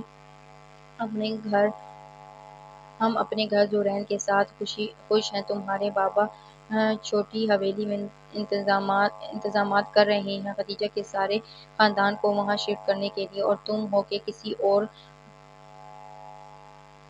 اور سمت چل پڑی ہو۔ یاد رکھو کہ شریف بہو بیٹیوں کا یہ وتیرہ نہیں ہوتا۔ پہلے کی بات اور تھی، اب مجھے سکندر کے ساتھ تمہارا یہ میل جول ہرگز پسند نہیں۔ بھول گئی ہو کہ اس نے ہم سب کے ساتھ اور خصوصی تمہارے ساتھ کیا کیا تھا؟ اسے باہر سے آتا دیکھ کر اس کی ماں نے اسے آڑے ہاتھوں لیا۔ وہ جانتی تھی کہ وہ سکندر سے ملنے گئی تھی، ایسے بھی ان کو اب اس طرح منت کا سکندر سے ملنا جلنا بالکل پسند نہیں تھا۔ بابا کو منع کر دیں کسی بھی قسم کے انتظامات سے، کیونکہ میں نے آپ کی عزت کے لیے جو قربانی دینی تھی دے دی۔ اب میں باقی کی زندگی ایک ناپسندیدہ شخص کے ساتھ ہرگز نہیں گزار سکتی۔ میں اس سے طلاق لے کر سکندر شاہ سے شادی کروں گی۔ ماں کے سر پر دھماکہ کر کے وہ ان کو صدمے کی کیفیت میں چھوڑ کر وہاں سے جا چکی تھی۔ او عقل کی سکندر، کیوں ہم بھائیوں میں پھوٹ پڑوانے پر تلے ہیں؟ غلطی تیری ہی تھی، وہ تو تیرا چاچا بھلا مانوس بھلا مانوس بندہ ہے، ورنہ ایسی باتوں پر تو قتل ہو جاتے ہیں۔ اب بجائے اپنی غلطی پر شرمندہ ہونے کے تو کیوں اس بچی کے پیچھے پڑا ہے؟ گھر بسانے دے اس کا۔ گن سن گن مل ہی ہے مجھے کہ تو اس کو طلاق کے لیے مجبور کر رہا ہے۔ اوئے جہاں تک میں تجھے جانتا ہوں تو نے کبھی ٹوٹا ہوا کھلونا اپنے پاس کبھی نہیں رکھا۔ ایسی بے منت سے شادی کر لے گا تو؟ ارباز شاہ نے سامنے کھڑے بیٹے کو آڑے ہاتھوں لیا۔ چاہتا تو میں بھی یہی ہوں کہ مرادے کی جائیداد ان کمینوں کی اولاد کے پاس نہ جائے۔ تیرا ارادہ پکا ہے تو مجھے بتا، میں بندہ ہی پھڑکا دیتا ہوں۔ کسی حادثے میں نہ رہے گا بانس، نہ بجے گی بانسری، کڑی بھی گھر میں رہے گی اور دولت بھی نہ بجنے کی بانسری، کڑی بھی گھر میں رہے گی اور دولت بھی نہ۔ بابا جان سکندر شاہ کو دولت کی کمی نہیں ہے، اسے صرف چاچا مراد سے اور منت بی بی سے اس بے عزتی کا بدلہ لینا ہے جو انہوں نے ایک مزدور کے بیٹے کو سکندر شاہ پر ٹوکے دے کر کی۔ ورنہ منت سے میری دلچسپی اسی دن ختم ہو گئی تھی جس دن اس کی واپسی چودھری کے ہاں سے ہوئی تھی۔ ایک تیر سے شکار کر کر سکندر شاہ اور تین لوگ اس کی زد میں آئیں گے۔ اکڑتا ہے نا زورین میر کہ اس نے شاہوں کی بیٹی کو اپنا لیا تو اس کی یہ اکڑ تو ختم کرنی ہے نا۔ باقی سکندر شاہ نے اپنے لیے کڑی بھی پسند کر لی ہے جو منت سے زیادہ خوبصورت بھی ہے اور دولت مند بھی۔ بس ذرا یہ معاملہ مکا دوں تو بتا دیتا ہوں آپ کو۔ واہ میرے شیر، ثابت کر دیا تو نے کہ تو ارباز شاہ کا پتر ہے۔ منت کو تو پتہ بھی نہیں چلا تھا کہ کب اس کا چہرہ آنسو سے تر ہو گیا تھا۔ وہ تو سکندر شاہ کو ڈھونڈتے اس کے کمرے کی طرف آئی تھی، اسے بتا سکے کہ اس نے زورین کی غیرت کو للکارتے ہوئے اسے اپنی اور سکندر شاہ کی محبت کے وہ جھوٹی سچی قصے سنائے تھے کہ ہو ہی نہیں سکتا تھا کہ کوئی مرد ایسی باتیں برداشت کر جائے۔ یقیناً وہ جلد ہی اسے طلاق دینے والا تھا، مگر دروازے کھولتے ہی اسے اپنا نام سنائی دیا۔ کسی لٹے ہوئے جواری کی مانند وہ سیدھی مراد علی شاہ کے پاس آئی جو اس کے ایسی دیگر گوا حالت دیکھ کر بے حد پریشان ہو گئے تھے۔ پھر ان کے استغفار پر وہ یہ سب جان کر پھوٹ کر روتی گئی اور ٹوٹے پھوٹے لفظوں میں سب کچھ بتاتی گئی۔ مراد علی شاہ ڈھہ گئے تھے۔ میں تمہیں اتنا بے وقوف نہیں سمجھتا تھا منت، پتہ نہیں یہ میری دعائیں تھیں، زورین کی اچھی نیت تھی یا ختیجہ کا صبر کہ اس مالک نے تمہاری وقت پر آنکھیں کھول دیں، ورنہ تم تو پھر سے اسی سلگتی آگ کو اپنے دامن میں بھرنے چلی تھی جو عمر بھر تمہیں ذلت اور اذیت کی بھٹی میں جھلسانے والی تھی۔ وہ رنجیدہ ہو کر بولے، ابھی جاؤ اور میں خود تمہیں تمہارے گھر چھوڑ کر آتا ہوں۔ 1-2 دن میں تم لوگ اپنے نئے گھر شفٹ ہو جاؤ گے۔ بہت دکھ دیکھ لیے ختیجہ نے اس کے حق کے لیے، اب اس کا بھائی آواز اٹھائے گا۔ وہ ایک عزم سے بولے، میں نے صرف اپنے بابا جان کی جذباتی دباؤ میں آ کر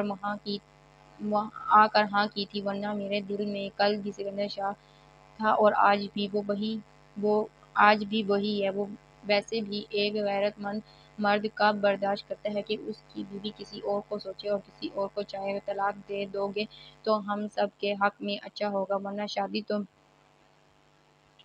شادی تو میری سکندر شاہ سے ہی ہوگی۔ تم اس نام نہاد رشتے کو نہیں چھوڑو گے تو عدالت تو ہے نا۔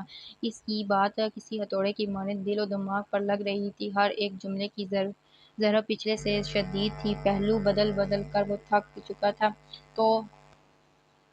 تو نے اسے میرا مقدر بنایا ہی تھا تو اس کا دل بھی پھیر دیتا۔ مالک تیرے خزانوں میں تو کوئی کمی نہیں، یا ایک بار پھر آزمائش کے لیے تو نے ہمیں منتخب کیا ہے؟ اے رحم و رحیم، اس بار یہ آزمائش بہت کڑی ہے، اسے مختصر کر دے۔ میں تو ابھی اس کو پانے کی خوشی کو بھی محسوس نہیں کیا تھا، لیکن پھر بھی تیری رضا میں راضی ہو اے خالق کائنات، بس تو راضی ہو جا تو راضی ہو جا۔ مؤثر کے بعد سے کمرے میں بند تھا اور خدیجہ سے طبیعت خرابی کا بہانہ کیا تھا۔ اب رات کے 8 بج رہے تھے۔ وہ ایک دفعہ پھر اسے دیکھ چکی تھی اور سوتا دیکھ کر شاید مطمئن ہو گئی تھی۔ اس پر برپا ہوئی قیامت سے بے خبر، زندگی کے ہر کٹھن مرحلے کا جواں مردی سے مقابلہ کرنے والے زورین کی آنکھوں سے آنسو ٹوٹ ٹوٹ کر برس رہے تھے۔ باہر ایک غیر مانوس سی شور کی آواز پر اس نے اپنی آنکھیں رگڑ ڈالیں۔ مراد علی شاہ کی آواز پر وہ حیرت زدہ ہو کر اٹھ بیٹھا۔ ایک دم لائٹ آن ہونے پر اس کی آنکھیں چندیاں گئی تھیں۔ دروازے کے بیچوں بیچ ہی بنی سنوری وہ کھڑی تھی، وہی دشمن جان جس نے اسے مارنے کا تہیہ کر رکھا تھا۔ پھر کوئی نیا زخم، اس نے تلخی سے سوچا۔ منت اب باہر آواز دے کر کسی کو بلا رہی تھی۔ ملازماؤں نے 2 سوٹ کیس اٹھا رکھے تھے جو انہوں نے مالکن کے اشارے پر کمرے کے بیچوں بیچ رکھ دیے، پھر اس کی آنکھ کے اشارے سے باہر نکل گئی تھیں۔ کمرے کا جائزہ لیتے ہوئے وہ بالکل اس کے سامنے آن رکی۔ انسان کو شریف ہونا چاہیے، مگر اتنا بھی نہیں کہ وہ مذاق اور حقیقت میں تمیز ہی نہ کر سکے۔ تیکھے چتون سے کہے گئے جملے نے زورین کو حیرت میں ڈال دیا۔ اس نے سر اٹھا کر اسے دیکھا تو اسے گھورتے وہ دھپ سے اس کے پاس آ کر بیٹھی۔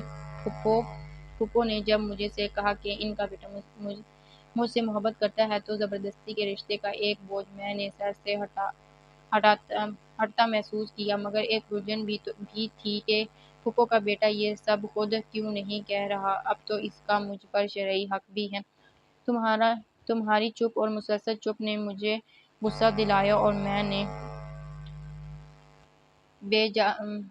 جان بوجھ کر تمہارے سامنے سکندر شاہ کے ساتھ آنے جانے اور باتیں شروع کر دیں۔ سکندر شاہ کی ہاتھ سے میرا ہاتھ چھڑوا کر تم نے میرا دل تو خوش کر ہی دیا، مگر یہ تو ایک روایتی شوہر کا انداز تھا، اس میں محبت کہاں تھی؟ اس نے منہ پھیلایا۔ میں نے شروع سے ہی اپنے گرد اتنی محبت اور لاڈ دیکھا ہے، تو تمہارے یہ روکھے پھیکے اور لیے دیے والے انداز مجھے آگ لگا رہے تھے۔ اسی چپ کو توڑنے کے لیے میں نے وہ تمام فضول باتیں کیں اور چند لمحے ایک شدید رد عمل کی منتظر تھی۔ ابھی تم مجھے ایک تھپڑ لگا کر چپ کرواؤ گے اور اپنے محبت کا یقین دلاؤ گے، مگر تمہاری اس ٹھوس انداز نے مجھے بتا دیا کہ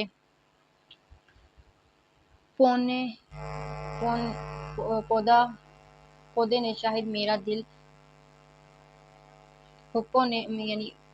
مجھے بتا دیا کہ پھوپھو نے شاید میرا دل رکھا تھا۔ اس کی آواز بھر آئی۔ اب آج ڈھیٹ بن کر میں خود آ گئی ہوں کہ میرے مزاجی خدا کو تو ہوش نہیں ہے کہ مجھے رخصت بھی کروانا ہے، مگر ہماری اس انا میں سکندر شاہ خواہ مخواہ خوش ہو رہا ہے۔ اس کا منہ کڑوا ہوا ہے، مگر اس پل زورین کا ایک زناٹے دار تھپڑ اس کے ہوش ٹھکانے لگا گیا تھا۔ اس کا منہ کھل گیا دیکھے پھٹ گئی۔ وہ تم نے ایک بار گلہ کیا نا کہ تھپڑ نہیں لگایا، اب تو ایسی شکل کیوں بنا لی؟ اس کے آنسو دیکھ کر وہ کھل گیا۔ منت نے 3-4 مکے اس کے کندھے پر رسید کیے۔ اگلے ہی پل ہی وہ اس کی محبت بھرے حصار میں تھی۔ بہت ہو گئی یہ لڑائی، بس اب صرف محبت ہوگی۔ سرگوشی پر وہ اس کے پناہوں میں چھپ گئی تھی۔ وہ آنسو یہ محبت کی ناقدری پر تھی۔ اس شخص نے اس کی عزت کا پاس رکھا تھا۔ محبت کا کیا تھا کہ وہ بھی ہو ہی جانی تھی۔ ذرا سی تبدیلی کر اس نے اپنا گھر بچا لیا تھا، کیونکہ مراد علی شاہ نے کہا تھا کہ وہ اسے اس کے گھر تک چھوڑ کر آئیں گے۔ زورین کو اسے خود منانا ہوگا، معافی بھی خود ہی مانگنی ہوگی، کیونکہ زیادتی اسی نے ہی کی تھی۔ تم نے مجھے معاف کر دیا نا؟ سر اٹھا کر اس نے دکھی دل انسان سے پوچھا، جس نے حرف بہ حرف اس کے بات کا یقین کرتے ہوئے اسے اپنے پناہوں میں لے لیا تھا اور اس محبت کے قصے سننے میں مگن تھا جو نہ جانے کب سے اس کی رگوں میں دوڑ رہے تھے۔ میں کبھی تم سے ناراض نہیں ہو سکتا منت، اسے میری محبت سمجھو، مجبوری یا کچھ بھی، مگر آئندہ ایسا کچھ بھی مذاق میں بھی نہ مذاق بھی سننا پسند نہیں کروں گا، اس نے کہا۔ تو منت نے بھیگی آنکھوں سے اس بات میں سر ہلایا۔ کسی کی محبت کے آگے وہ کچھ بولنے کے قابل نہیں رہی تھی۔ کھڑکی سے اس چاند کو دیکھ کر میں تم سے باتیں کیا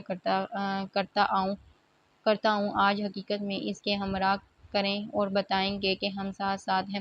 اس کا ہاتھ پکڑ کے وہ کھڑکی کے پاس آئے اور دونوں پٹ کھول کر پورے چاند کو دیکھا اور اسے لگا وہ بھی اس کی خوشی پر مسکرا رہا تھا، جبھی تو اتنے روشن، اتنا خوبصورت تھا۔ منت نے افسردگی سے مسکراتے ہوئے اس کے کندھے پر سر ٹکا دیا۔ زندگی کی حقیقت کو سمجھتے وہ بہت حد تک رشتوں کی اہمیت کے ساتھ ان کے خلوص کو بھی سمجھ گئی تھی۔